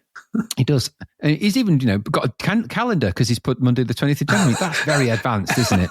Absolutely. Very advanced. He wouldn't even be aware of days back then. That's the Gregorian calendar as well. Goodness. Wow. I found a place to camp on the by a tribe called Zoo. There are a lot of animals here, but they don't half choose to live in funny places. Some of them live in cages and wait for zoo tribesmen to come around and feed them. Tomorrow, I'm going to show them a real good time. Be careful with that. If I were you in the zoo, they don't like that. They tend not to, no. No, the animals don't like that. It gets frowned upon. It's very heavily frowned upon. The orangutans are going to beat the living shit out of you for that. Anyway, and it says, and I don't care what the zoo tribes say. I think you will. I think you'll care a lot. Anyway, it says, That's the blurb. And on the inside of the box, it's pretty much the same story. It says the story so far. Big Nose the caveman has been transported 300 million years into the future, our present day. He camps by the side of a zoo in New York and is horrified that the animals are not roaming wild and free. He decides he must rescue all the animals. Help Big Nose free the animals and let them roam free again. That's your instructions for the game. Right. Okay. What am I doing then? Yeah, except freeing the animals. Okay. Freeing the animals. So this has a yucky spectrum coloured loading screen, which we've seen very similar. It's very dubious, it's not very nice to look at. It's got horrible tribalism things, and it's not very nice. And it just reminds me of the Tarzan screen with a kind of giant yellow character on a background. It's not great. As soon as the title screen the loading screen's finished, with its crappy spectrum-y palette, you're into the title screen where you hear the music from Tarzan Goes Ape, because that's the exact same music from Tarzan Goes Ape. So if you think you've heard it before, you have. Oh, okay. That rings a bell then, yeah. Yeah, it would do, because this entire game is Tarzan Goes Ape, just with a slight variation of it. So you'll start the game with the fire button. You've got some crappy Spectrum-esque options like keyboard, redefined keys, and joystick, exactly as you did in Tarzan Goes Ape, strangely enough. And then into the game you go. This is an ugly bastard of a game, this. It really is. And it's basically an alternative reskinned version of Tarzan Goes Ape. Well, not even really that reskinned. The bottom of the screen, you've got, let's say the bottom third of the screen, you've got a weird array. So there's the number of lives you've got, your top score and your current score is the one-up kind of thing. Below that, there's an arrangement of 6 characters, animals that you've got to rescue that have been drawn in kind of a cartoony way, which resemble the characters in the game, I think. And then the top 2/3 of the screen is the game window, which is exactly the same color palette and design as it was in Tarzan Goes Ape. So horrible green and yellow, blue backgrounds with a brown and yellow sprite, which you control with the joystick. It's fire to jump, and left and right, and various ways to sort of move around. You can press fire in directions and it will throw a thing. It's the same controls and the same thing as Tarzan Goes Ape. It's because it's Tarzan Goes Ape underneath this, without a doubt. Yeah. So really horrible colours on the eye. The idea here is that you can scroll the screen in different directions. Ultimately, is it scroll or flip? I think it's scroll. No, it's scroll. It's 8-way scroll. Yeah. And so you're navigating your way from side to side. You'll be assailed by the various people of New York City, so policemen and such. And if you touch them, you're dead, and you lose an instant life, of which you've got 3. And that is almost now impossible to avoid in this game. So exactly the same problem that they had with Tarzan, which is that the insta-death is so quick that you could be at 3 lives and dead and back to the beginning again before you even know it. You'll scroll to the right, jump over things. You'll find a way of navigating around or shooting the enemies before they get to you, which kills them. And then, you've got to then start navigating upwards, because it's the Tarzan game, isn't it? So not only have you got left and right, but you've also got up. So you've got to jump on the platforms to try and get up, to get on the thing, to pick up the thing, to find the animals. That's what this game is. It's that. It's Tarzan Goes Ape with more directions, because Tarzan Goes Ape was just all about going upwards. Yes. This is got you going left and right in different directions, but it's almost the same. It's almost the same sprite. I would argue that it is the same sprite. So it is exactly. I was going to say it's basically the same thing. So clearly, Big Nose is Tarzan, and Tarzan is Big Nose. I don't quite know why it isn't a Tarzan game. I guess the license didn't extend that far. I don't know. So this is just a reskin of a crap game. I didn't like Tarzan Goes Ape because not only did I not like the pun, but the gameplay was janky and horrible. And the graphics were hard on the eye. The controls were sluggish and didn't respond properly, and the collision was just off the chart stupid. Add to that you breathe near an enemy and you would die. And this has this horrible knack of, when you touch something, it flips you up in the air and drops you down. So you get this little weird death sequence, and then back to the sort of beginning of that screen. Admittedly, you go. But again, you've just got these random spawning stuff all over the shop that just gets in the way and is more annoying. You can shoot them if you want to with whatever it is you throw, bread baskets or whatever the hell that is that you're throwing. I don't know what they are. But ultimately, this is a game around trying to navigate around the objects that are there to kill you, and doing so with enough avoidance to be able to not die, which you will do a lot. So it's just too punishing. It's too difficult. This game's impossibly hard. It's unpleasant to play and look at. It's a reskin of a game that was crap anyway. And I mean reskin, this is simply the same game with a slight variation on it, and weirdly a name that makes no sense. They've wrapped a crappy story into it, but for what reason, I don't know. You scroll around, jump on platforms, head up and around. It's Tarzan Goes Ape all over again. The controls are lumpy and unpleasant. Death is a hair away from anything meaningful. And the umpteen enemies that are over simply fall all over you anyway.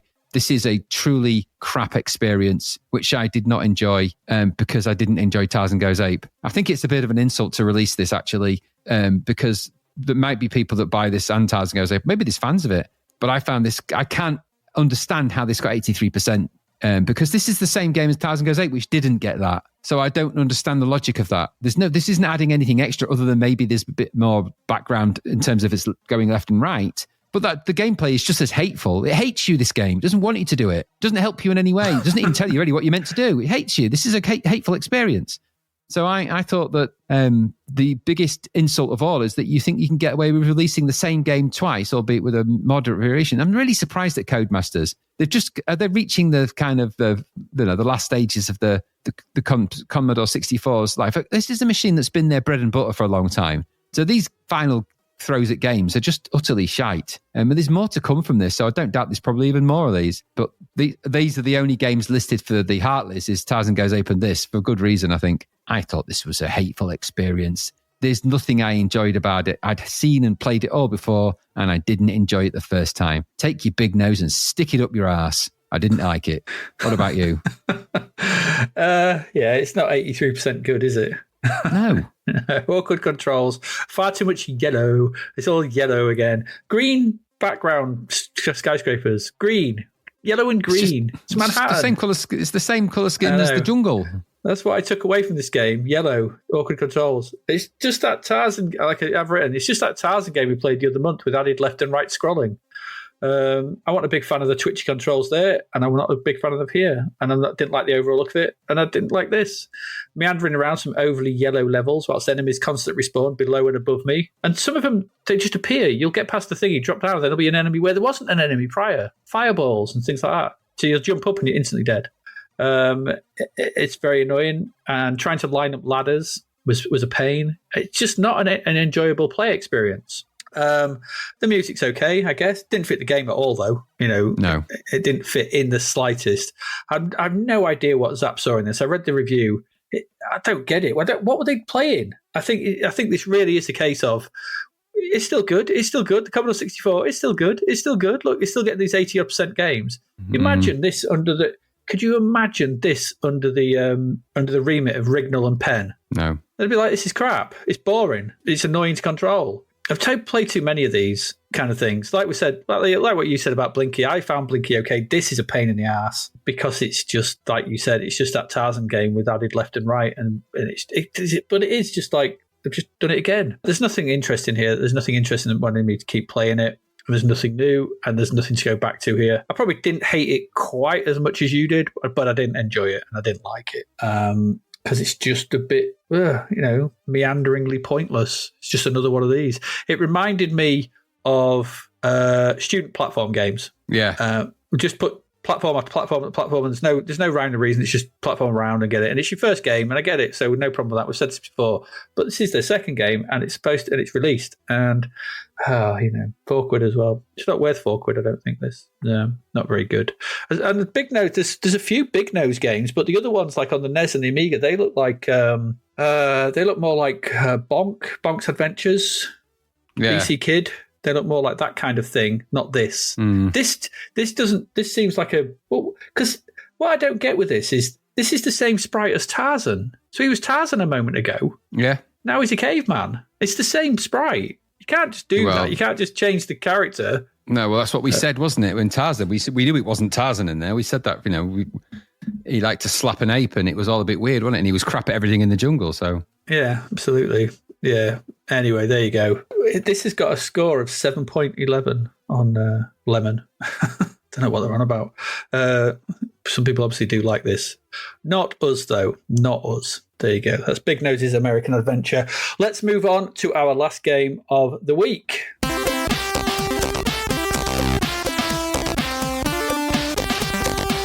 And this is Potsworth and Co. Okay, another cartoon show. This makes its way to the machine in the form of Potsworth and Co. This is a show I'd never heard of before this. This was not something I was even remotely aware of. This scored 90% a Sizzler, and is released for £6.99 by High Tech. Okay. In fact, this is not just High Tech. This is not just M&S. This is M&S. This is High Tech Premier. And according to Lemon, the game was part of the Premier range, never came out on the budget range, Premier range. This came in a big box with a poster, a manual, and media with it. There you go. If, like me, you've no idea what this is all about, then, according to the wiki, this was originally called, this has made me chuckle a bit, Midnight Patrol Adventures in the Dream Zone. And this was a British-American animated television series produced by Hanna-Barbera Production Company in conjunction with Sleepy Kids PLC, and is known outside the US as Potsworth and Co. In the United Kingdom, the BBC felt that the suggestion of children being awake after midnight was inappropriate, which is reflected in the theme song's lyrics in the British broadcast. Thus, that's why the name was changed. BBC, there you go. Just protected us. Children shouldn't be awake after midnight. That's inappropriate. The show itself is about 4 children who meet in their dreams every night, accompanied by their dog Potsworth and a toy dinosaur to protect the sleep of the innocent from the dreaded nightmare prince. Had you heard of this, by the way? Nope. No, I hadn't either. I mean, I think it came out in the 90s, so I think it's after our time. We're not watching this. It sounds intriguing, though. It's copyright PAL Developments here and produced by Visual Impact. Coder here, Craig Kelsall. He worked on Dizzy Crystal Kingdom, a Roadrunner game, not the old arcade one, one that was produced in 91 by High Tech. I don't think we actually saw that. Might come up in a later episode. And something called Turbo the Tortoise. So another, not Tai Chi Tortoise, Turbo the Tortoise. Graphics here by Mark Wallace. He did Blue Angels and Heatwave for Accolade. Bizarre. Okay. And the music is by Gerard Gorley. We've seen loads of budget stuff before this from him. Okay. Now, according to the back of the box, the snoozing ruler of the dream zone, the Grand Dozer, has a big problem. For try as he might, he just cannot sleep, and he's putting the dream zone in terrible jeopardy, for it will surely disappear if his slumber cannot continue. The Dozer's arch enemy, the Nightmare Prince, possesses the only solution, the potion of slumber. The question is just how to get the potion to the Grand Dozer before it's too late. Enter Potsworth and Co. for it's time for action on a mission that could bring sweet dreams or a nightmarish end. So wake up and help our famous TV cartoon Canine Potsworth and his 4 friends in this superb computer game. Go on, make it a dog's tale with a happy ending. There you go. There's a great loading screen for this. And although neither disc version or the cartridge version I played had it, I saw it on Lemon.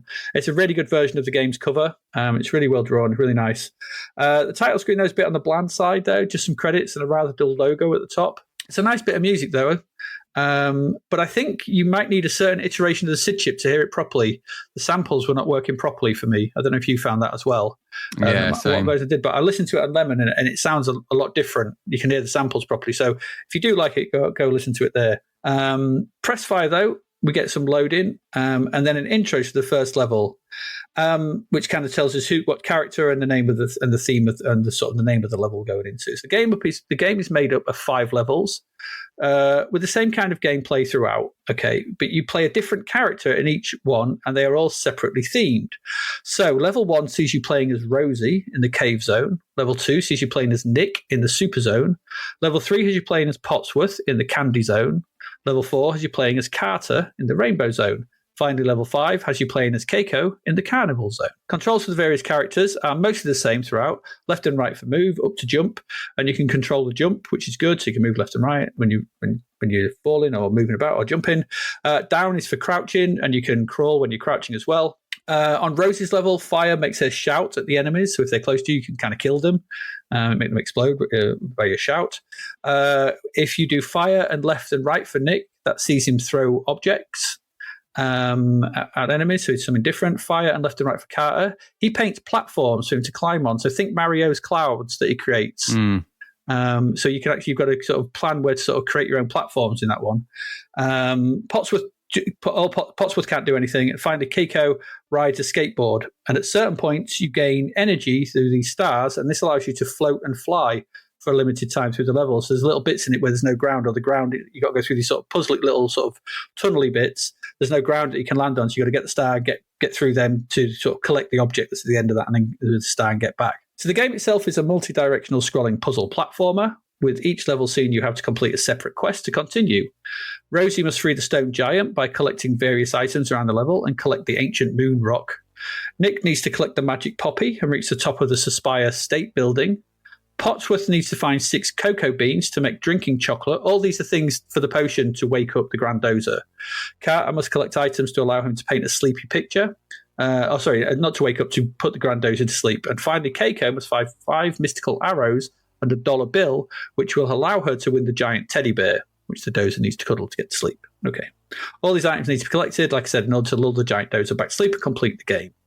So each level is laid out the same, the UI taking up about 5 lines at the bottom, and the game window taking up most of the rest of the screen. There's a black border around it on all sides, about character width, but it's not too bad. The UI has a portrait of your present character on the left, number of lives remaining, then in the middle is your score and energy bar, and finally a gap where the items you collect are displayed. So the aim is simple enough, and the gameplay is nothing new. So is it worth a sizzler? And I actually quite liked this, so I thought it was very close. I thought this was pretty decent. We've seen these types of games before, but I thought this was a pretty good one of these. The controls are quite tight, the levels are intricate, and will require some mapping to make your way through. They're not like that bloody last one we played, where it's just go from platform to platform in a kind of linear row. There's ways through. You've got to go left, go right. There's ups and downs. There's cooking around and things like that. And it takes some mapping to make your way through. It's a while since we probably had a mapper's delight. Maybe that Tai Chi Tortoise, but I thought this was one we'd need. There's some decent mechanics on display here as well. Pushing crates onto switches to start lifts. Always a pleasure. I always like doing that kind of thing. Finding the crate to push on the lift, get the lift going. Those kind of things, they just work for me. And pushing them onto switches to open doors, to allow you to ride conveyor belts in the first level. It makes the levels feel more dynamic. And it's something we do not see a lot of. So it makes them feel like stuff going on that you're affecting, which is good. You can also jump on the heads of some enemies. Not all. This is a bit annoying, but you can jump on. You can't jump in, Mario style as well. You can't jump on the heads of some in Mario as well. So, it kind of works. There are some that you can jump on the heads of, and that's quite good as well. The levels are quite tight. There always seems to be a way of progressing through them, but they do not feel too sprawling. And having a different character and style for each one is very good to see. And they're all nice to look at as well. The visuals here range from decent to really very good. And I think the best thing here, the main sprites, which are really well designed and animated. Some great high-res overlays on display. I thought they're really impressive. And your good use of colour. Like Rosie on the first level, and we don't see this very often. She's got blonde hair, a pink bow, flesh-coloured face, legs and hands, a purple dress and yellow shoes. It's like a really well-drawn main sprite. I was like, that's really good. And all in high-res mode. But it's a lot of colour. I mean, it's a shame that the first level is in cave, so it's a bit brown. The later levels get a bit more colourful and things. There's a lot more sort of going on. Maybe this could have been a later level because it does, it's Commodore Brown. You're like, oh. But there is some good pixel art. The rocks and stuff, they're pretty well drawn. I quite like the visuals in this. The enemy sprites, they're a bit on the random side, but it's in dreams. So it kind of gets away with it being a bit weird and random and not, it's like dream monsters, like what could be anything. They're not quite as nicely looking though, but they're still okay. And the background's also range in quality, although I think all that white on Potsworth's level would have made CRTs whine like hell back in the day. That would have been a proper you'd be like, oh, that's very white. So the only letdown is the sound. There's no in-level music. I would just say it again. This is so close. It makes it all feel a bit quiet once again. And although the sound effects are not terrible, they are few and far between. These games really need a bit of music to bring them to life, and this does suffer somewhat because of that. However, I thought there's a pretty solid game here. I wasn't expecting it. I don't know what I was expecting, but I like that this was actually quite well designed and well crafted. The levels are interesting to move through, and use of different mechanics for each character and how they affect the play. It's a good thing to see. £7, a lot to like here. Bit of a bargain, I thought. And especially if you get that premiere stuff, if you get like media and a poster and things like that, it's quite a nice package for £7. Some in-game music that may have been not too annoying, just burbling away in the background, would have really made this a bit of a late gem. As it stands, I think this is the best platformer. This is the best game we played this week. If you want some decent platforms to explore, this is not a bad one to go back to. It's quite interesting because it has those, those recurring puzzle mechanics throughout it. Finding the bits will sort of, tax you. You've got to work out your way through. Sometimes you have to go back and go to move on. And I quite enjoyed this. I thought this was a good, well-designed game with 5 levels that, although, it's platforming, the way you navigate them and the things that you are given, the sort of different mechanic you're given to sort of get your way through them, added some nice variety to this. And I thought visually it looked very nice as well. So I thought this was all right. And £7, probably the game of the week for me. And I wasn't expecting anything from it. But yeah, good game this. What did you think? Yeah, I'm not going to argue with any of that. I quite liked what I played. Quite nice graphics, actually. Nice little bit of details, interesting characterizations. I like the push mechanics on the crates and things like that. There was enough to go out here that made it feel a bit more purposeful than other games where we're wandering around, essentially warehouses, pushing crates around, which we've done quite a lot of that on the C64 through the years. Mm-hmm. But that all said and done, I quite liked what I played, and it's well engineered, this game. There was a really nice vibe to it. Had a good. It missed the music, didn't it? That's the one thing that annoyed me. Yeah. I thought I could have got quite into this if it had some music that just kept me into it, because there's nothing more boring than playing these games in more or less silence with the odd spot effects. It's just not very nice. Yeah, exactly. And how many times have we had it now? It's like it's just such got a sound chip of like the SID's capabilities. When games of this type that have historically had amazing sounds, just think Monty on the Run, a game where you're wandering around, pushing stuff around. I know it's not exactly the same, but the idea is that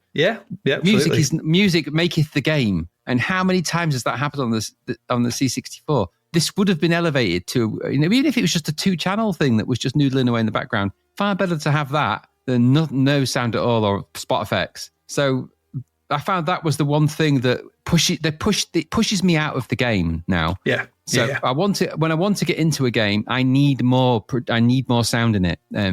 Mario games have got loads of sound. A lot of platform games have got sound. The C64 has got an amazing sound chip, which is still producing amazing stuff to this day. So it's capable, and it doesn't take up a lot of memory, and it's all there for you. And if you're just missing out on that, Potsworth and Co, it's perfectly good. Is it worth 90%? I don't know, maybe because there's a lot of game there for what you get. Yeah, I think so. Value for money wise. So I think it's worth it for that. It's just missing a trick. If you'd have added the music in there to make it a bit catchier, this would have been in the upper 90s, and it could have easily been a gold medal, because there's a great game in there. It's just missing its atmosphere, and it's just a bit heartless without that. And I felt it with all those amazing little characters and little quirky characters and things in there. It really needed a soundtrack to go with that, and it didn't. So I'm afraid I just found it a little bit.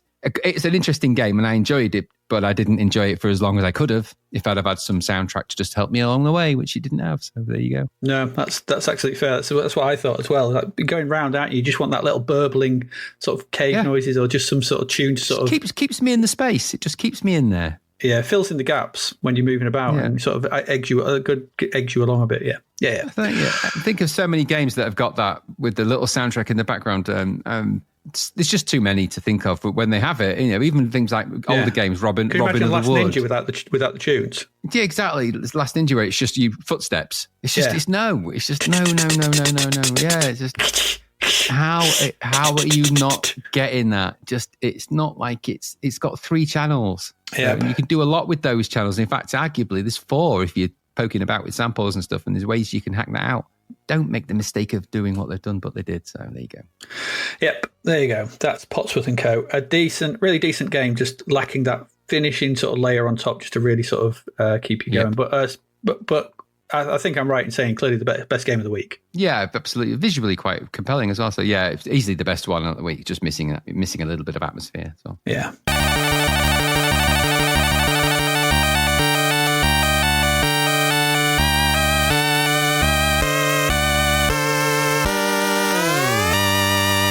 So there you go.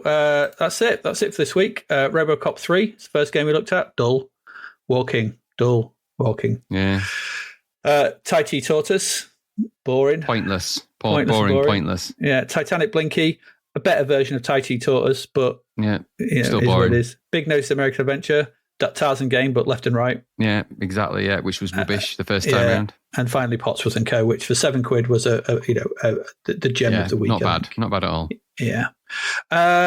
Okay. If you want to support us, that's it. Obviously, we'll be back next week. If you want to support the podcast, you can do that. We have a Patreon, which is still, we're still going, and there's still stuff going on there. It's patreon.com/Zapped to the Past.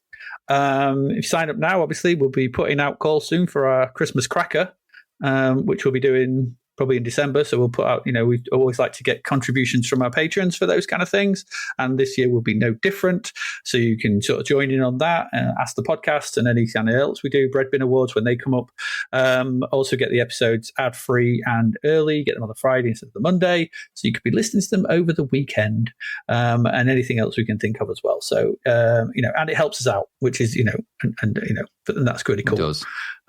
So that we've got Ko-fi, ko-fi/Zapped to the Past, if you wish to sort of donate there as well, which is, again, greatly appreciated. We've got a shop, which is zappedtothePast.shop. Go buy yourself a t-shirt, go buy yourself a mug, or, get a Lord Humongous on your front if you want. There is a Lord Humongous t-shirt in there. There is. There is, yeah. Yeah, so if you want that. Or just, engage on the social medias, always post out what's going out in the week, and it's always nice to hear from people. Had some nice comments saying, really enjoying the podcast, which we always like to get that feedback. It's always, it's always positive reinforcement, and like any video game, we like rewards. Rewards do us good. It's like a sonic ding, Exactly. And so reviewers as well, give us positive reviews on all the podcast platforms. That really helps. Yeah, that does help as well. So if you've got a spare couple of minutes, just, give us a star rating and a couple of words. That's always brilliant to hear. Next week we finish off March. We go at a pace now. Every month now is 2 weeks. So that's it. We're heading to the end sort of soon. But next week, in episode 207, we've got the the most boringly named space gun. We do. What is this? Indeed. It's a gun in space. It's a space gun. We've got International Ninja Rabbits. Yeah, we do. I don't know what that'll be like. We've got the Jetsons. That's another premium high-tech one. After Potsworth and Co, I'm expecting interesting things. Yeah, maybe. We'll see how that turns out. We've got PP Hammer and his pneumatic weapon. Okay. I have no idea what to think about that. And finally, we've got 3D Snooker, which I think is going to be exactly like the one we played before. But, I'm not holding out much hope for that to be probably much different. High score, though.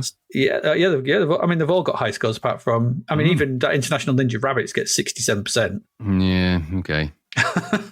You tell lies, tell me sweet little lies. Indeed. It's still good. It's gone. Let it go. I think that's it. That's it for this week. You got anything you would like to add, Graham, before we leave our listeners to go? My final thought for this so far is just stop making boring wander and seek games, and just, if you're going to go out with a hurrah on the C64, do something more interesting with it. If you're going to do them more interesting, or don't do them, do something completely different. Just stop making the same game over and over and over again, because it's getting very boring. I feel that your wish will not come true. I have a feeling that we're gonna, never. It's gonna. Yeah, I feel like we're going to get quite a lot of them before we finish. I don't doubt. However many episodes time. And on that note, I think that's it. So we will leave you to go and have a nice rest of your week. We'll see you again next week. As ever, I have been Adrian Mills. And I have been Graham Raddings. And you have been listening to Zapped to the Past. And we'll see you again next week. Goodbye. Thank you for listening to the Zapped to the Past podcast. We hope you enjoyed our deep dive into the world of Commodore 64 games, as well as the music, films and TV from around the 1980s, driven, of course, by the issue of Zapped 64 magazine published at that time. We will return with a whole new batch of games and stuff to talk about next week. Until then, if you want to listen to or download previous episodes of Zapped to the Past, and why wouldn't you, they can all be found on our website at zappedtothepast.com, as well as being available on Podbean, Apple Podcasts, Google Podcasts, Spotify, Deezer, Audible, Player FM, and, well, pretty much anywhere where we can upload them.